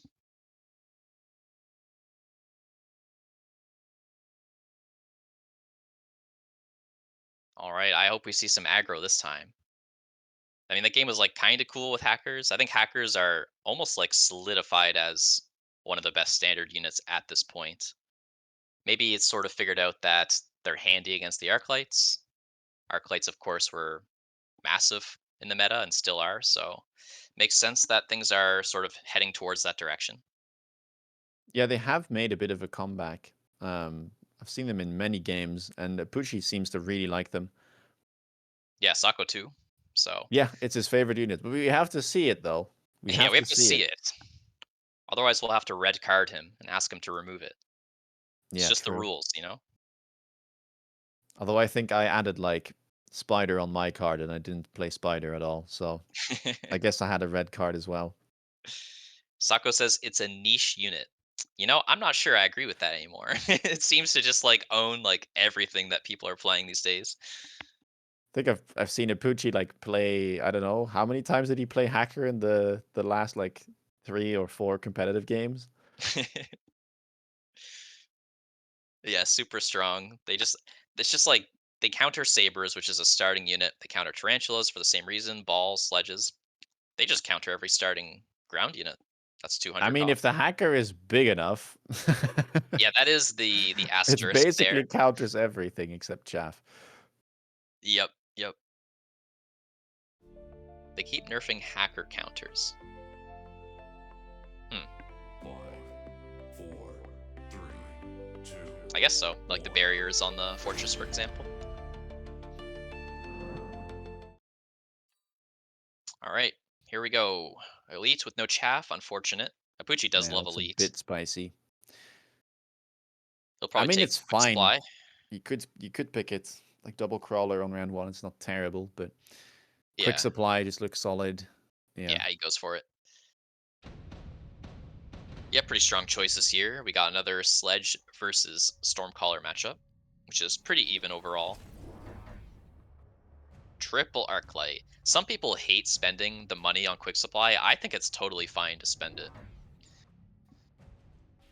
On round one, you mean? Yeah, like the way I see it is, I mean, of course, there's like experience and tempo, which are all amazing things, but beyond that, I think the privilege to create a third unit is like a powerful thing in Mechabellum, so I don't mind doing that like one more time.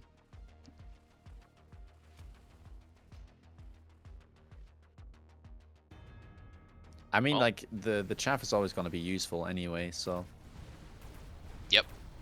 But here he makes the 3 Arc Lights, so gonna get their experience going here. I imagine that gives them a pretty comfortable time here in round one. yeah, the Arglet in the middle doing a Again, fantastic yeah. job as well. Yeah, I'm always afraid to like put a crawler in the middle, because when people put an arc light in the middle, it just crushes it. Nice salvos here on the Stormcallers. Some of them got killed off, but overall they did really solidly. Very similar round one there, with the Stormcallers winning out against the Sledgehammers. Marksman going to come down. He did really good in Flower Fairy's games. We'll have to see if he pulls his weight here. Unit reinforcements already. Another Another Marksman. marksman. Hmm. Could be the play. I Would you mean, we like don't. 2 orange men? Yeah. I mean, it's pretty good. Poochie Come picks on, the Tongil. Farseer. Yeah, pretty solid. Oh, he goes for Hey! it. It's like Gemini. You got the twins here. Completely mirrored. He does have kind of hyper carry techs with range, elite, and double shot. So Oh getting my. those levels can be really valuable for him.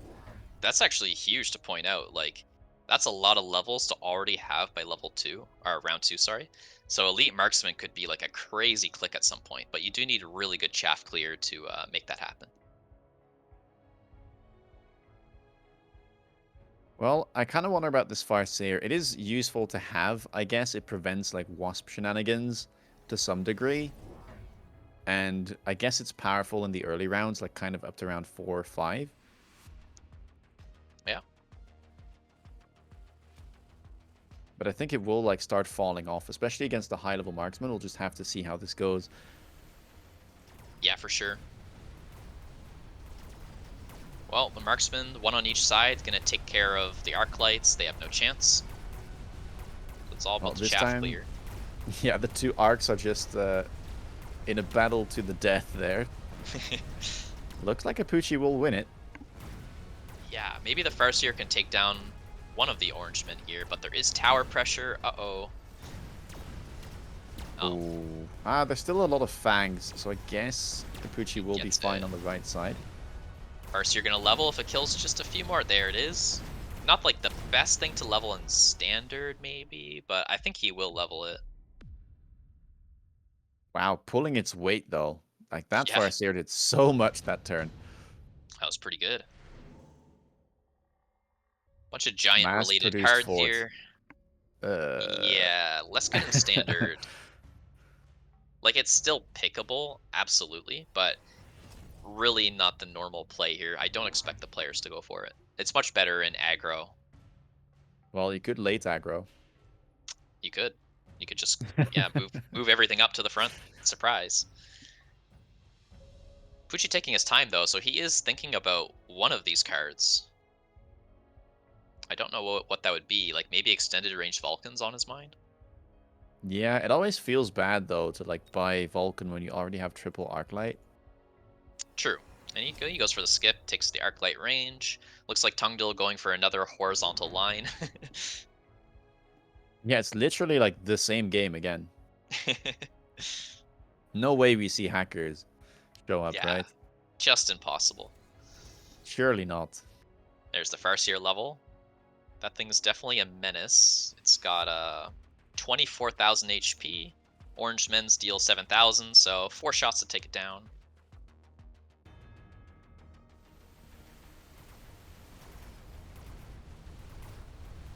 Well, let's see how this goes. More Stormcallers yet again.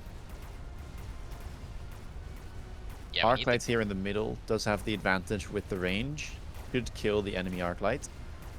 Yeah, that's definitely nice. Probably the Farseer and the tower are the two things to watch here. There's going to be tower pressure again, but this Farseer, what a menace.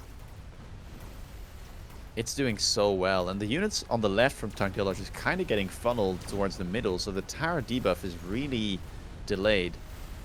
Yeah, not the worst here. I think the Farseer is just going to clean everything up here. Wow, great tower timing there. Yeah. And it's going to live. Well, he's happy with that for sure. Another good round. He's definitely open for like an Arclight carry as well if he gets the levels, and he does have 2 levels here. Intensive as well, sometimes sets that up brilliantly.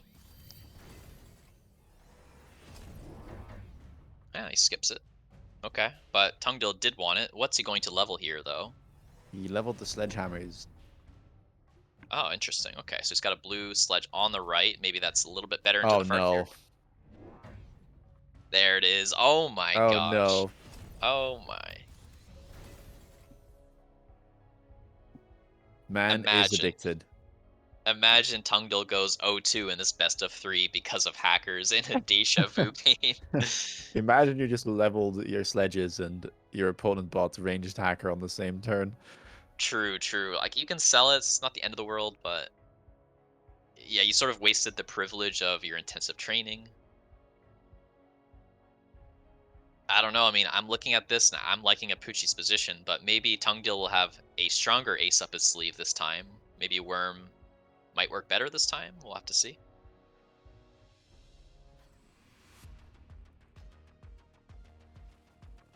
I also love how Apooche is just playing this on one side of the board, kind of playing to his strong side with the Farseer, Yeah, what a stacking the cool play. hackers. It's very cool.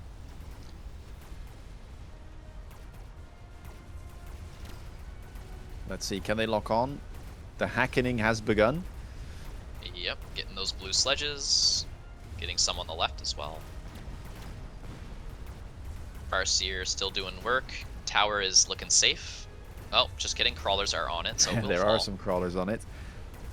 Will the debuff be able to change anything? Marksman will have to work very hard, but oh, the Seems hacker like there. another debuff that didn't really matter too much. Better than the last ones, though, but Okay, it does end up small win. coming out ahead. Did the hacker level though? I think it might have. Yeah, those are juicy levels, It especially long term. does. Ooh, okay. Unit reinforcements. Triple Mustang. Wow. I mean, Well, Apooche could anti-missiles. play Typhoons again. Yeah. I don't think he Huh. will though. What about the Vulcan? Do you like it? I mean, you can, but I feel like you don't really have to. I think you just pick the Mustangs here as well if you're Apooche. Like, opponent has Triple Storm. I could see Yeah, Missile yeah. Intercept being valuable. It's a good pairing with Hacker. Yeah, that's a good shout. One way you lose here is just the storms getting completely out of hand. And as we say this, there is 4 storms on the battlefield. I mean, that's a large amount of them. They almost deserve a tech at that point. Yeah, I mean, as soon as you see this, I think you're even safe to just click Missile Intercept I on agree. You the Mustangs for Apooche. can't sell 4 of them fast enough, right? So it's just good value. More Three hackers, of more course. Hackers. Gonna solidify the left side.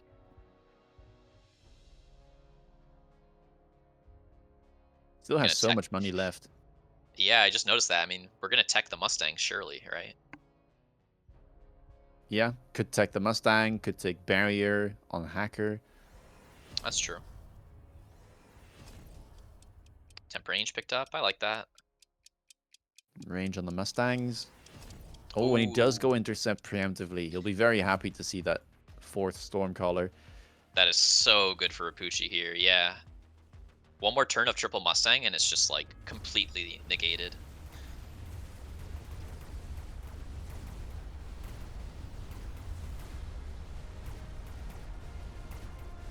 Well, let's see. They are sitting a bit exposed, these hackers.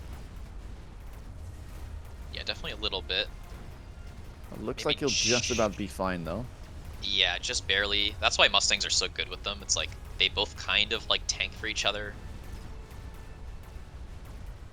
That looks like a very And dominant round. yeah, I mean, it's so crazy how strong missile interceptor technology is on Mustang these days. Oh my. Almost got one shot there on round 5. Wait a second. What do you even do if you're Tongil after that? Yeah. Barrier is being picked, so he's buying a giant, I suppose. It's Worm again. Okay.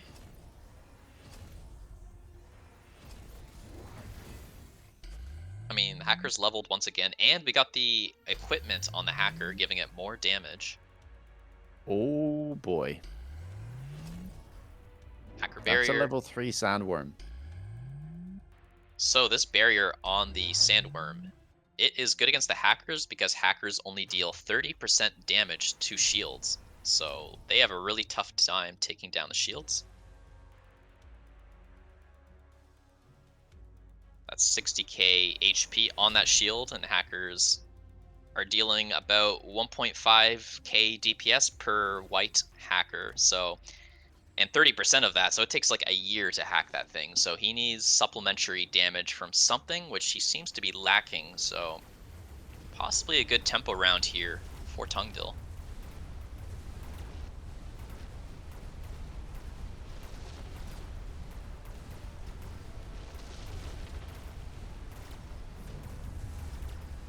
Well, he did get rid of the shield, but that Sandworm has 220k hit points, so Oh my it's a very gosh. similar game to before, but this time I think the Sandworm might be a little too tanky to hack, perhaps. I agree. I think we need maybe a melter or a war factory.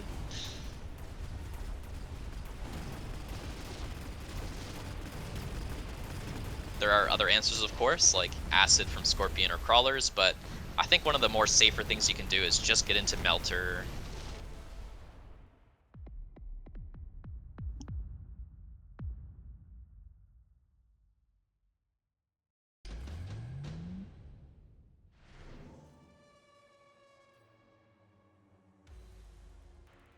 Ion Blast here, looking pretty tempting against the bubbles. That's why Tongil snap picks that. Apooche taking his time here.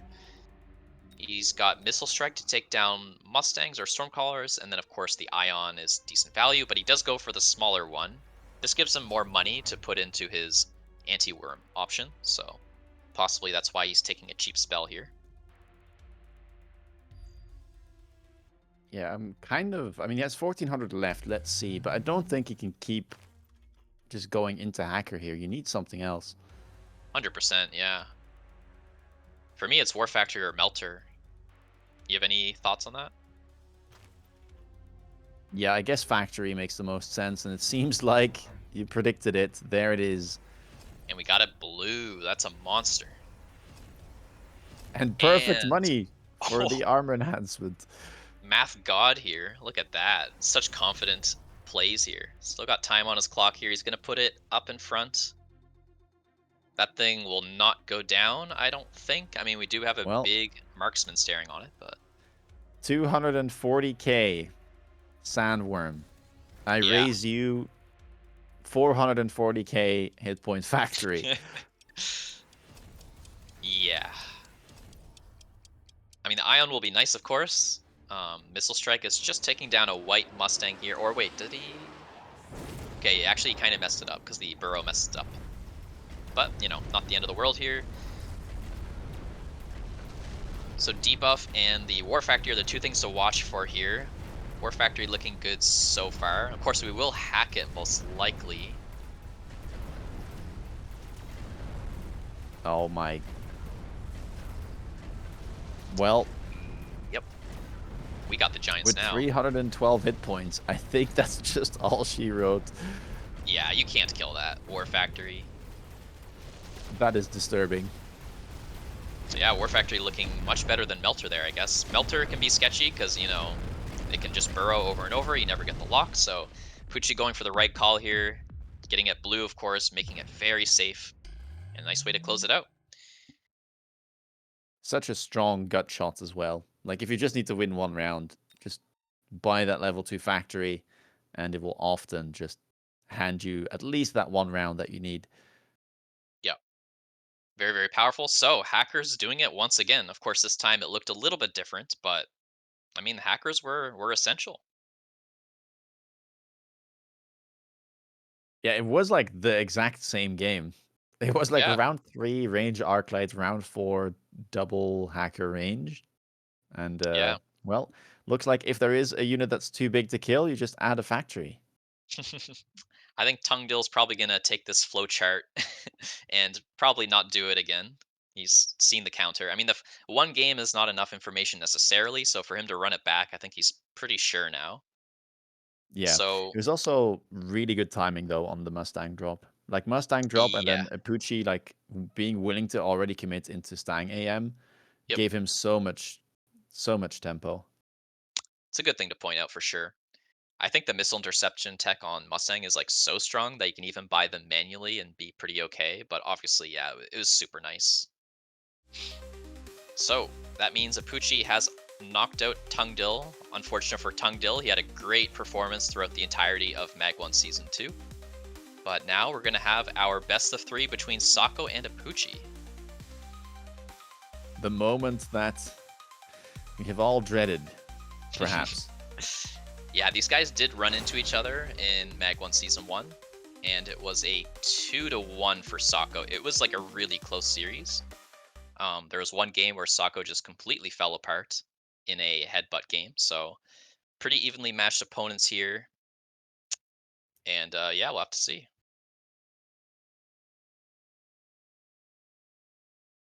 Will we see more hackers, or will it be more aggro?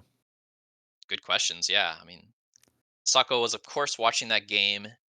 Hackers are going to be on both players' minds here. It's Sako's favorite unit, apparently. Apooche's looking potent with it. So, yeah, a lot of mind games going on. Like, Sako might be paying attention and noticing that Apooche's looking good on standard. Feeling very confident, taking down Tongil, who's known to be a strong standard player. So possibly moving towards the line might be the move for Sako here. Sako is probably known as one of the best aggro players in the world, so definitely his comfort.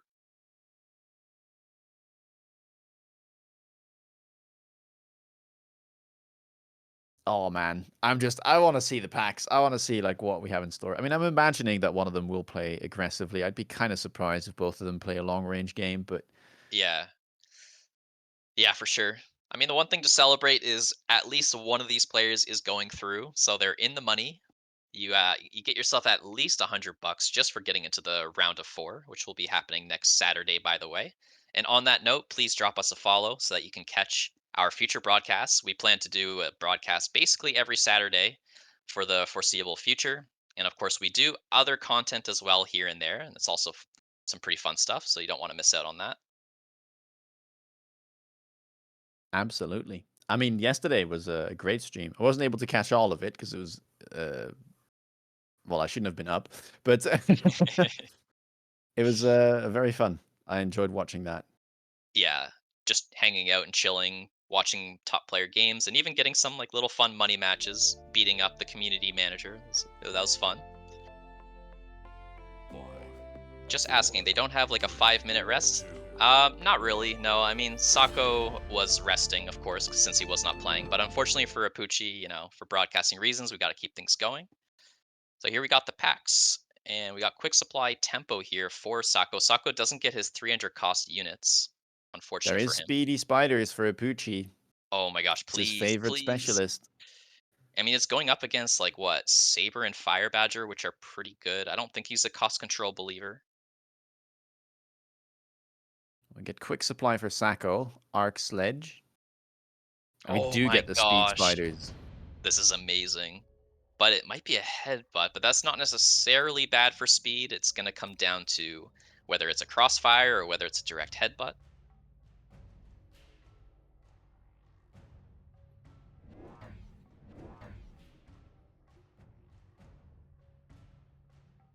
Is he going to be in the center here, Apooche?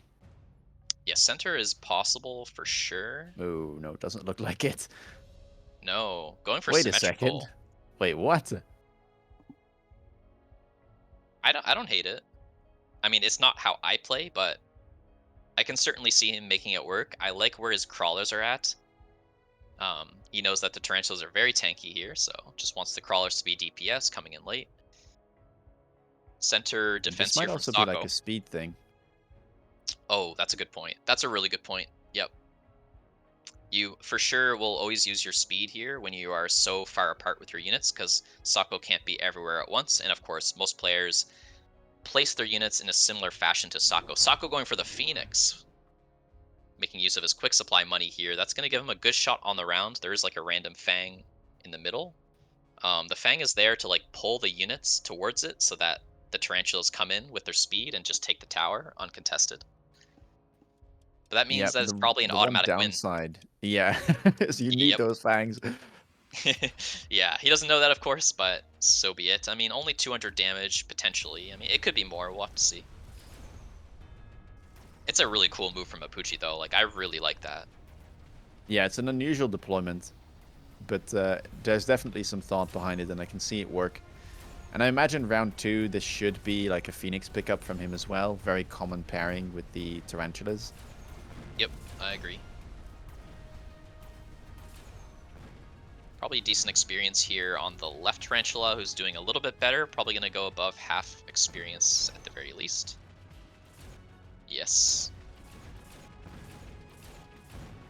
Yeah, pretty close to a level. That's not too bad. Did the Phoenixes level? No, they did not. So nothing crazy to report on the experience here. Get some unit modifications here. Fortified, Assault, and Extended Range. Assault, Melting Point from Apooche. Those are going to be very speedy. Whoa, okay. I mean, they do have 5 additional movement speed. Yeah, with Speed SPC as well. This could become a very unusual game. That's so gutsy to take that. I mean, he doesn't have to build them, right? Yeah, he's not But it committed. would be kind of fun if he does. I mean, I expect him to, but yeah, there is mind games no matter what. That's definitely true. Sako actually taking his time, which I'm a little bit surprised about, but maybe it's because Advanced Missile Device is a pretty powerful tool to put in your pocket here. Yeah, there it is. I mean, it like takes out the tarantulas almost. Yeah, 15,000 damage is how much the advanced sentries do. Tarantula's sitting just above that, so yeah, pretty nice. Tarantula deep flank here by Apooche. So it seems like Apooche's goal is to pull units all over the place, exposing the towers. Oh my days, those pulls though. Yeah, speaking of pulls, everything is being pulled everywhere. This is crazy. Now all of a sudden it's Sako who's attacking the towers. Yeah. And Oh, for looks like the anti-air, we just got crawlers will come fangs. in though. Man, the whole board is being used. There was also a tarantula on the flank from Apooche that's working away on the level tower. Crawlers coming Yep. in on the right tower, debuff. Yep, we got Tarantula level. We got, actually, surprisingly, no Phoenix level. I guess it hasn't been doing too much work this round just yet. And the Fangs will take it down. It's a big round. Yeah. Lots of things happening there with all of the pulls and all the units kind of running around frantically, but Apooche comes out on top.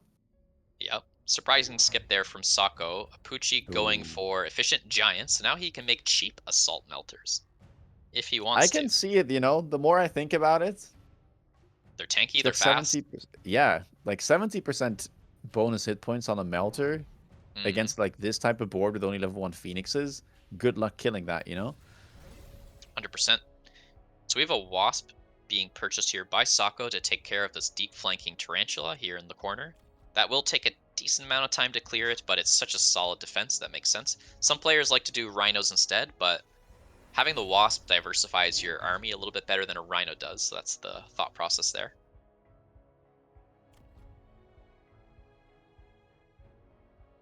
What a weird game, though. This is such a crazy one to start things off. There's an advanced missile that'll deal 15,000 to this Tarantula, taking away half its HP.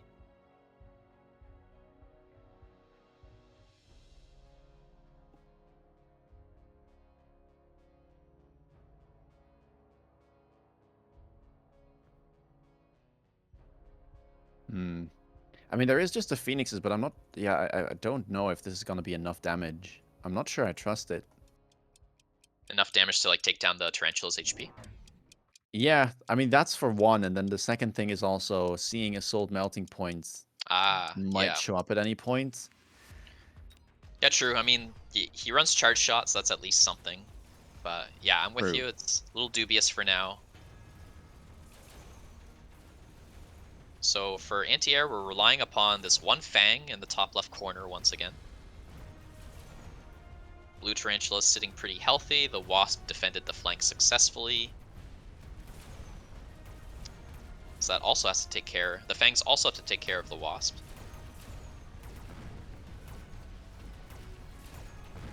But looks like not this time. Very nice round. I love those flank wasps as well to defend against the tarantula. Very, very Yep, useful. such a great move. Unit Oh, reinforcements are here, and we got Rhinos and Balls as very fast moving options here. balls could be pretty useful if you're expecting the melters. True. I mean, there's multi-melt, of course, but they have such low range, right? Being Yeah, assaults I and feel everything. like assault multi-melts. Does it somehow get outranged by like ranged steel balls? Honestly, probably. All right, Badgers for Sako. He wants to take care of those crawlers. And Stormcaller for Apooche. Sells Uh, out of it though. okay. That makes sense. So I don't know if the Stormcaller will stay there. Okay, it's not, but he was maybe Yeah, it would thinking have about had a bit of a surprise with the abusing the fire temporary badgers. range. Yeah, it would have been pretty funny. It must have been the best sell option or something, because I don't know, the storms just like don't look good at all, and they weren't even good against like the balls or the rhinos, so I don't really understand it. I feel like I would have been so happy to take. Okay, I guess he just wants money because he has efficient giant manufacturing, so all his giants cost 50 less. So he just wants money just to get it going. But he doesn't go for assault melters. A little bit of a bamboozle. He's actually just going for fortresses. Yeah, this is not what we agreed upon. With Fortress Anti-Air Barrage as an option, I think that's pretty strong. There's Phoenixes on the board and a Wasp. But yeah, I'm a little bit sad not to see the Assault Melter. That is cheating. The poor Fortress took 15,000 damage there from a Sentry Missile. Ah, it's tanky though, it can handle it. This Fortress, speaking of tanky, it's heading towards the tower here, but it's fortified. So will it get the tower? Guess Well, not. 2 more shots will do it, but yeah. Those wasps, so useful. I know, Like, look right? at the damage across these 2 rounds. Insane. Yep.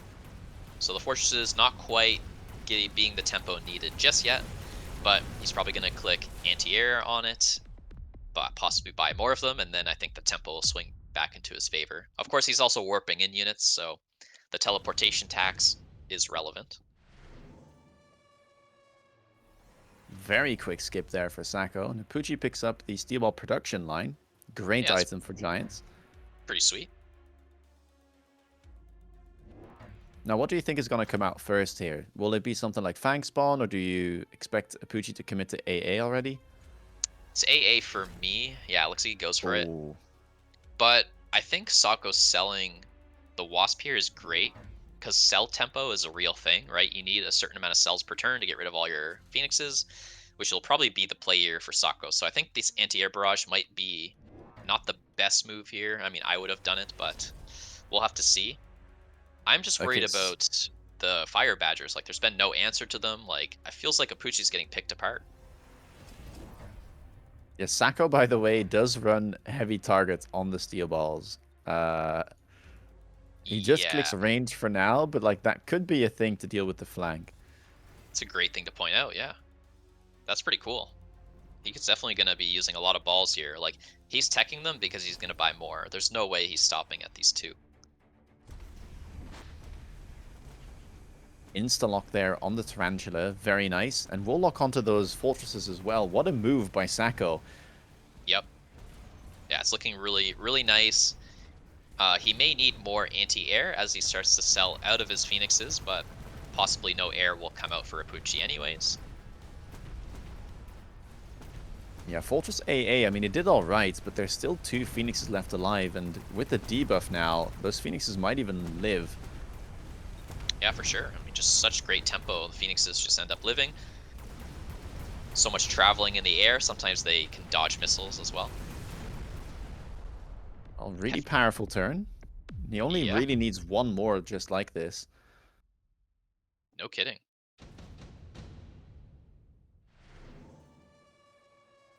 And we get some scary spells, so... But Sako doesn't want to use the spells to close it out. Apooche, though, feeling the pressure, does go for it. Will And we get more sells out balls? of the flank, expecting perhaps that fortified target lock to come out. Oh, yeah, that's true. Yeah, the fortress was sold in the bottom left.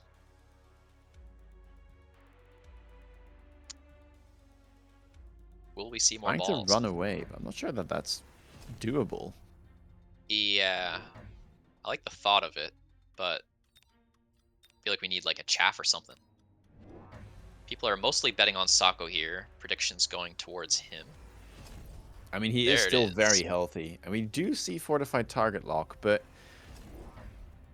wondering how much value it's going to have. It is going to have some value on the left side, I guess. There's like a shallow crawler flank there, but Yeah. should not get distracted, those steel balls. Yep. I mean, even if there isn't like immediate value, it could be good, 20 seconds into the battle. We'll have to see how things play out. Yeah. Now, the one thing here, though, is that suddenly Apooche does have 5 fortresses, and he has clicked Fang Spawn. If you look at Sako's board, it doesn't have that much chaff cleared. There's like arc lights, but they have no range. The fire badgers are kind of committed to the flanks. This can get out of control if Apooche manages to kind of stabilize in the next turn. Yeah, that's a really good thing to point out. Maybe the steel balls can throw a wrench in that plan just by getting through the chaff with its target lock, but we'll have to see. Yeah, I feel like target lock, though, kind of only works well if you get an insta-lock, like, as the round starts. If you then have to kind of run into the units, they will often still, like, kind of stop to just shoot at fangs that are in front of the fangs and not be within range to target lock. Yeah, I see your point. We'll have to see. I mean, the fangs do hug pretty close to the fortresses, so True. Yeah. well, Well, we'll for get to now, the see it tower will go here. down, and it's doing a good job here, locking on through the fangs. Yep.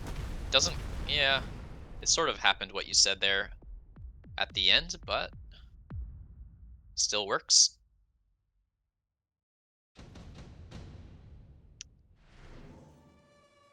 Here are the unit drops. 2 air threats and some medium-sized stuff on the ground here.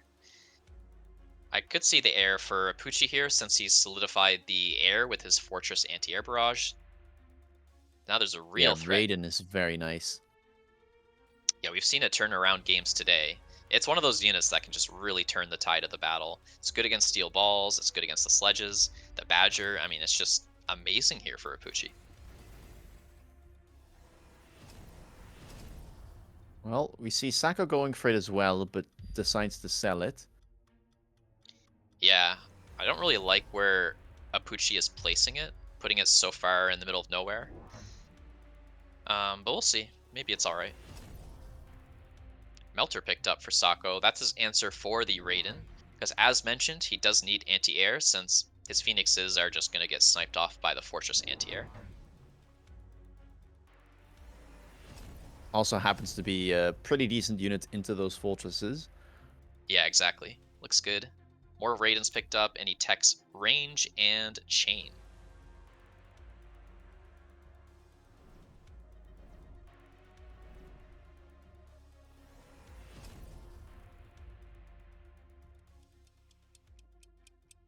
Well, let's see how it plays out. The Raidens will have to do a lot here. Yeah, we're burning the ground as well. Sako with the oil there. Doesn't want to deal with Yeah, the that's a fangs. really nice one.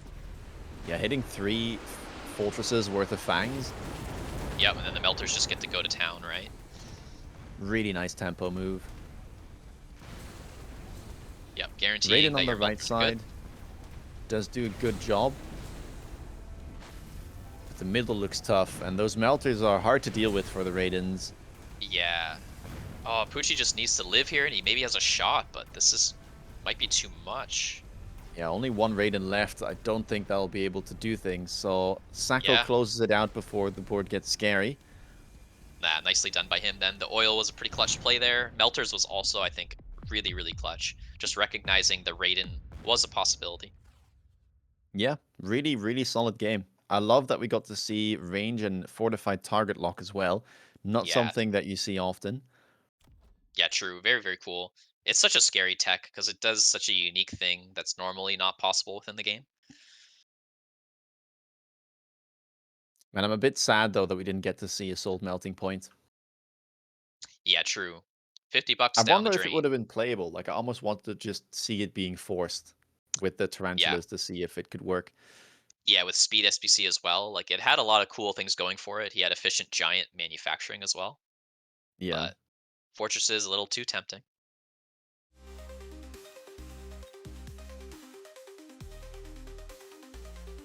Bucci not too happy with the round 4 drop.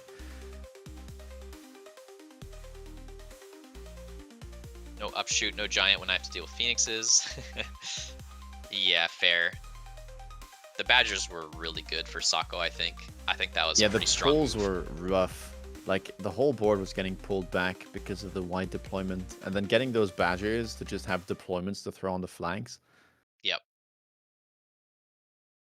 Something to point out is that Apooche did have to wake up at 6 a.m. or even earlier, of course. So props to him for making the effort to be here today and to entertain us. But I'm sure he's a little tired. Absolutely. Hopefully, hopefully not by now. But yeah, we do have to accommodate, of course, international audiences here, or at least the players. So scheduling can be a little bit difficult here.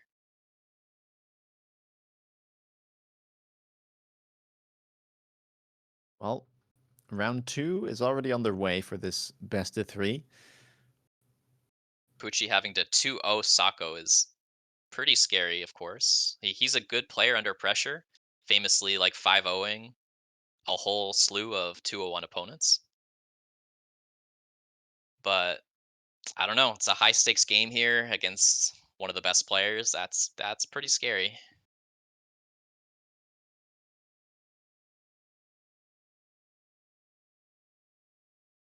And he Arbiter says tried. defense has won almost every game today versus aggro. Is that so? I mean, Flower Fairy had a successful aggro game, no, versus Tongil.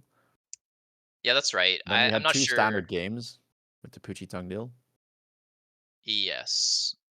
So, I mean, I don't think we had like that much defense in aggro. Yeah, it's a super small sample size, but I think that might just be a joke because I'm pretty sure Dezemp said like the opposite. He was like aggro won almost every game today. So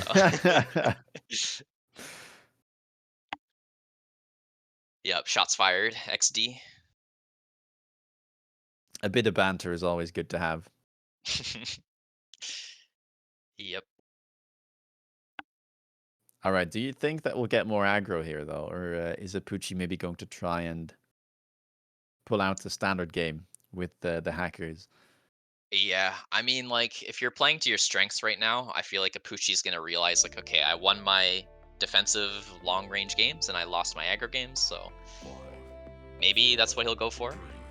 3, 2, Maybe have Sako jump through hoops, be the Yeah, aggro player? yeah, would like to see it. Here we go. So Sako's got a lot of economic SPCs. That's his favorites. I'm gonna guess he's gonna go Typhoon or Saber, but we'll see. Farseer for Apoochi, nice, stable, strong defensive pack there. We do So get the both sledgehammers players, again. yeah, both players going for a like unit SPC. Saber versus Farseer, pretty balanced matchup.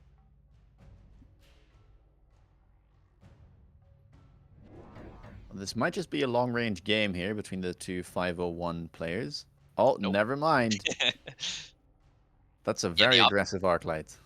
the option was there. I suppose Sako on round 2 doesn't want his saber tooth to be utilized in standard, so maybe that's the That reason is a he's going good aggro. shout. Yeah. He's on the line, by the way. Fearless. Oh, maybe backing the arc lights up. If you put the arc lights too far forward, they do get stuck on other people's arc lights or sledges, so it's the primary reason you don't just shove them all the way up. Yeah, also you don't want them to get like one shot on round 1 and then have no chaff clear. Yeah, for sure. That could be the reason he's only backing up just the one.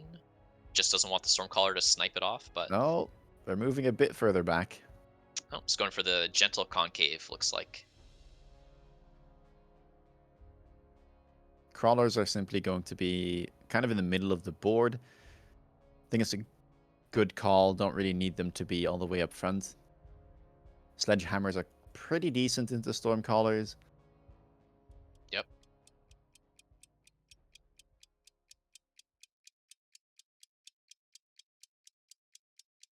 Uh-oh, Crawler back to mid. It's just gonna run it down mid.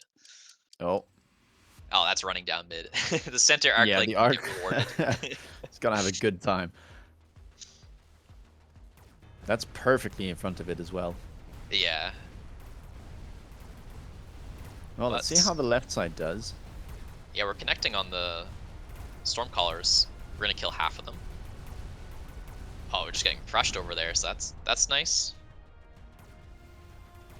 One of the Yeah, storms on the running into the tower. storms though. What the heck is that? It's like the Assassin Steel Ball, but different. Yeah, it doesn't happen super often. Maybe he's drunk enough though. Oh, he's really drunk. How many shots does he need? This is the drunkest drunk Finally. caller. Well, I Paid think actor. it might still work out though. I don't know. Oh, He's really drunk. Don't count it out yet. no, almost. uh, There we go. all right, drinking and working is fine, guys. As you saw, everything's fine. Feel like, hmm, yep, Yep, great advice on MAG1 as always. that's my job. Oh, we got sledge level. That's pretty good.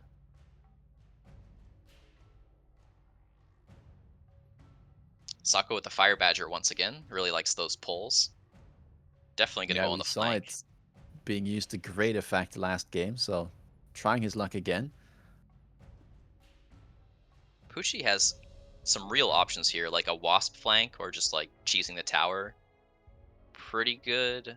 Ah, he wants the badger too. Probably defensive. I mean, he could flank with it.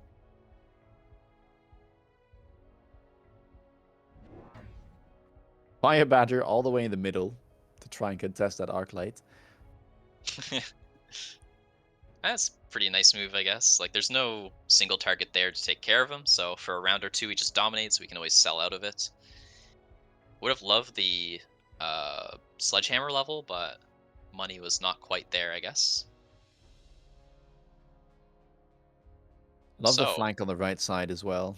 Kind of yeah, attacking the weak side and at the same time preventing most units from being able to get to Sako's undefended tower. yeah, definitely a nice move. You think we could see hackers once again, maybe? We could. I think Hacker against aggro doesn't always pan out. Like, you have to kind of be in the driver's seat for Hacker to work, I feel. So, Mm. Yeah, I know what if you you're mean. behind, like, it can just get completely rolled. But we'll have to see. Yeah, makes sense. Well, Phoenix might be a big deal here.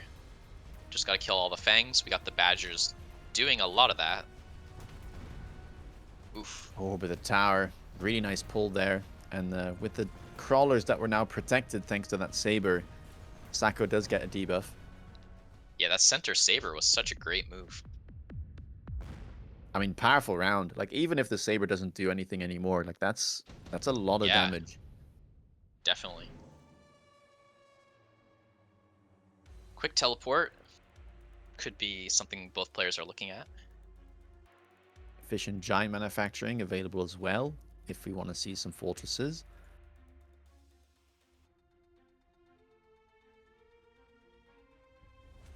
Just a skip though from Apooche. Doesn't want to tempt his luck. Could try and go for that right tower from Sako because it is undefended, but has to address the very annoying Fire Badger crawler flank on the top right. Yeah. Oh, Sako does take it. He's been liking that today. And he actually loves doing it with a crawler and a sledgehammer. Looks like he's going to go for that. I actually like that because there's a lot of chaff back there. Oh, Oh, here we go. that's a very early hacker because we saw round 4, I believe, hacker Yeah. range, but this is round 3 hacker range. Yeah, I mean, it looks good. More sledges were purchased. Another Phoenix was purchased as well. So this time there is air, which we haven't seen in the other hacker games. So maybe that changes things a little bit. But yeah, I think it looks good. I mean, as you said, you need tempo to go into this. Apooche is sitting at 2600 HP, so not a lot, but if he wins this round, I think he'll feel pretty secure. Yeah, I mean, usually the problem you can have with buying hackers early on is not having sufficient shaft clear, but currently Sako only has 2 crawlers on the main board, 2 more on the flanks, but it does mean hackers have mostly good targets to shoot at. Oh, the mid Oh, saber didn't get hacked in time. Oh no. big miscalculation there on his part. Oh my gosh, imagine he had like temp range or something, it would have been fine, but it was just, That's painful. yeah. Like, HP is so valuable in a spot like this. So taking like 1000 something here, not what you want to see. Looks like that was, yeah, 1,500. That's super painful. That was so close as well. I mean, like, a tower attack buff would have hacked that Saber. Yeah, exactly. Redeploy for Sako. He has a lot of flanks going on, so he's going to be able to manipulate the flanks without needing to spawn in again. Yeah, redeploy is so nice here. Especially when your opponent goes hacker, you can kind of just try and dodge the hackers. True, yeah. Which he does go for. Saber gets repositioned in front of the right tower. Oh, we also have this Farseer, because Apooche is Farseer specialist. We do, yeah. Not super valuable here, but it's something. He could even, like, flank with it, but I kind of doubt it. Ranged arc lights here coming out from Sako. Yeah, the Farseer is just also the some sight. anti-air. Yeah, Poochie taking his time. I mean, like, what do you do here? Like, do you buy more hackers or... It's Seems like tricky. that's going to be the answer, but it's such a heavy commitment in the top left, right? Like, you can imagine next turn, like, a redeployment of those sledgehammers, and there's a fire badger, like a hacker, a crawler up there. Yeah, I mean, I don't mind, like, some sentry missiles coming out. Like, you just don't want to die here, so you want to do some safety plays. There's, Yeah, like, I mean, you don't want to die, but this Saber is looking at a yeah, very undefended tower. Now, it did get leveled, and there is a missile there, but will that go? It will slow down the Saber. well, that's big, at least. But yeah, And it's a nice hacking move. has started. Yep. Bubble as well, getting some value. Oh, the Saber turns. It's not on the tower Oh, just yet. not going Phoenix for the tower is. there. Are those Phoenixes going Yeah. to get to tower, though? Oh, the Saber did end up turning after all, and that's a double debuff. At 16 seconds of debuff timer.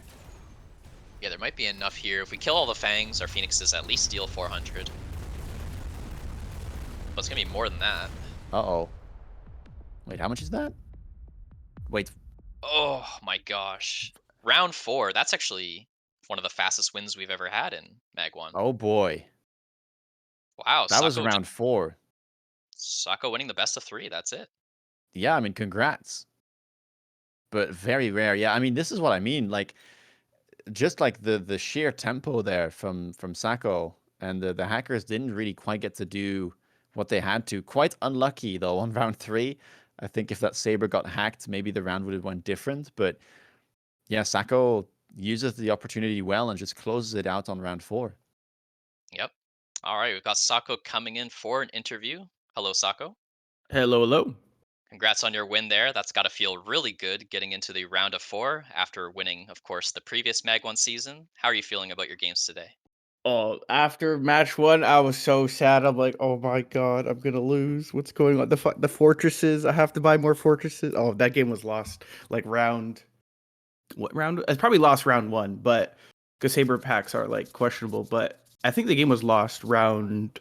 Whatever the fortress drop came, I lost the game. I think there's no coming back from that because you have to take the fortress mirror and then um he's in a better position because he has storms and he has oil at the tower. So I don't know. That game was rough, but regardless, I feel happy about a round 4 win. I never did that before in a while. Yeah, such a nice tempo play. I'm guessing you were very happy with that Saber on round 3 that like barely like managed to not get hacked. Yeah, I'm still gonna kill your Arclight, so I'm kind of happy with that. And then he was like at 1 HP, kills the hacker, so he gets no experience, and then takes tower. It was so nice. Like he has so many problems to solve since I think he like his round 2 deploy was like covering wasp stuff, so he had a bunch of deploys everywhere, and then they were all like basically most 80% of his army was getting pulled to flank. There's only so many things you can do on top of like going for the hacker play there. So, Flower Fairy, of course, did take you down today. He's kind of one of your rivals, and he will be waiting for you in the round of 4. Are you going to be preparing in any special way to take him down? And do you feel confident being able to take him down once again? Yeah, honestly, I think the takeaway is like saber packs and spider packs are just like way too risky. They have too many bad matchups for the reward they have, and on like I mean hopefully he's not watching, but I might just only pick sledges and balls, because those things have like no like little downside compared to the upside. So I think just taking less risk with those questionable packs and going from there should be fine. And hopefully, 4-drop, I don't have to take a Fortress Mirror. I hate because I have the tempo. Like I need to have the tempo of the ASIM push, but the Fortress Mirror basically stops all that. So yeah, maybe try to avoid that.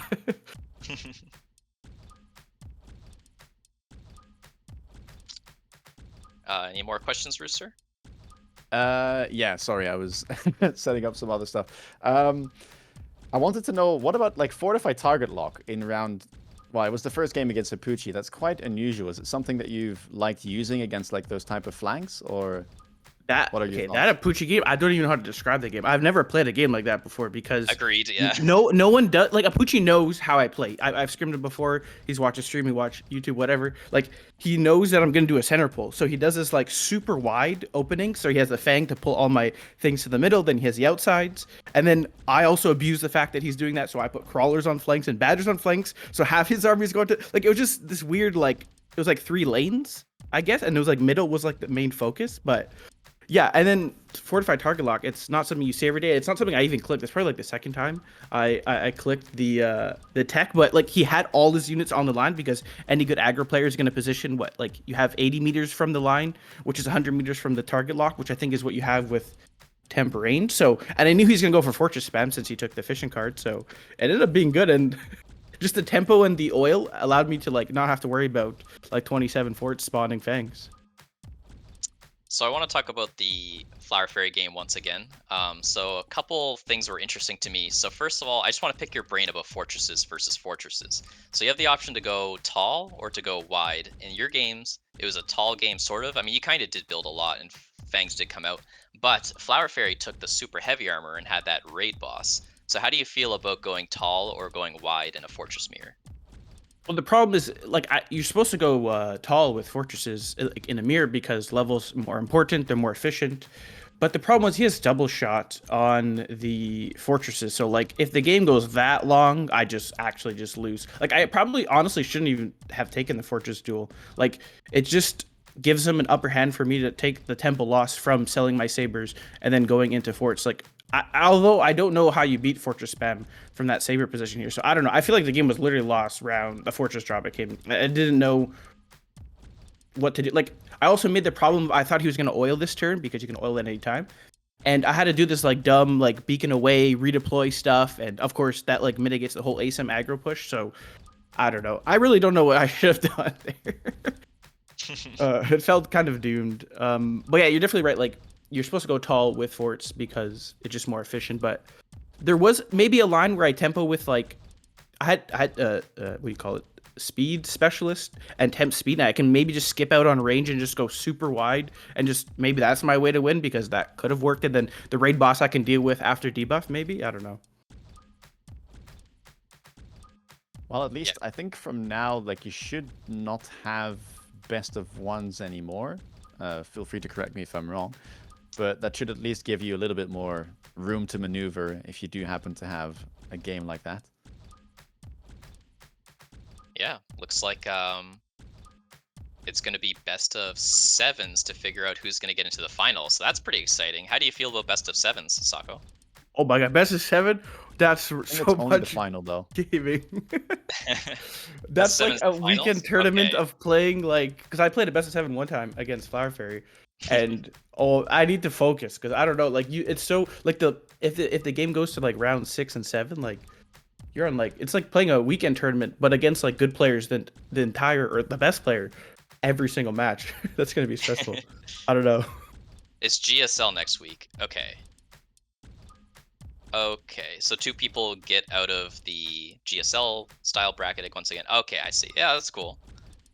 So that means you guys are all going to be lumped together into one group once again. So you're back in it with Flower Fairy. Hell yeah. And he's aggro too. That was so exciting to see. Like I've seen him do it before, but I guess he really thinks Saber aggro is good. Yeah. Well, all right. That'll do us for the interview. Congrats once again. Must feel really good to get through, and best of luck next week. Thank you. Thank you. Take care.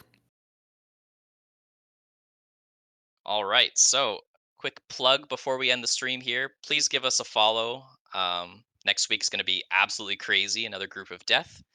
We also have a YouTube that you can find us on. Just search MAG1 or Mecha Bellum Advanced Group 1. And yeah, I'm super excited for next week. Same. All Should right, be, guys. yeah, just even more good games. Yeah, it's going to be so pog. All right, have a good one, everybody. We'll catch you next time. Bye bye. Bye-bye.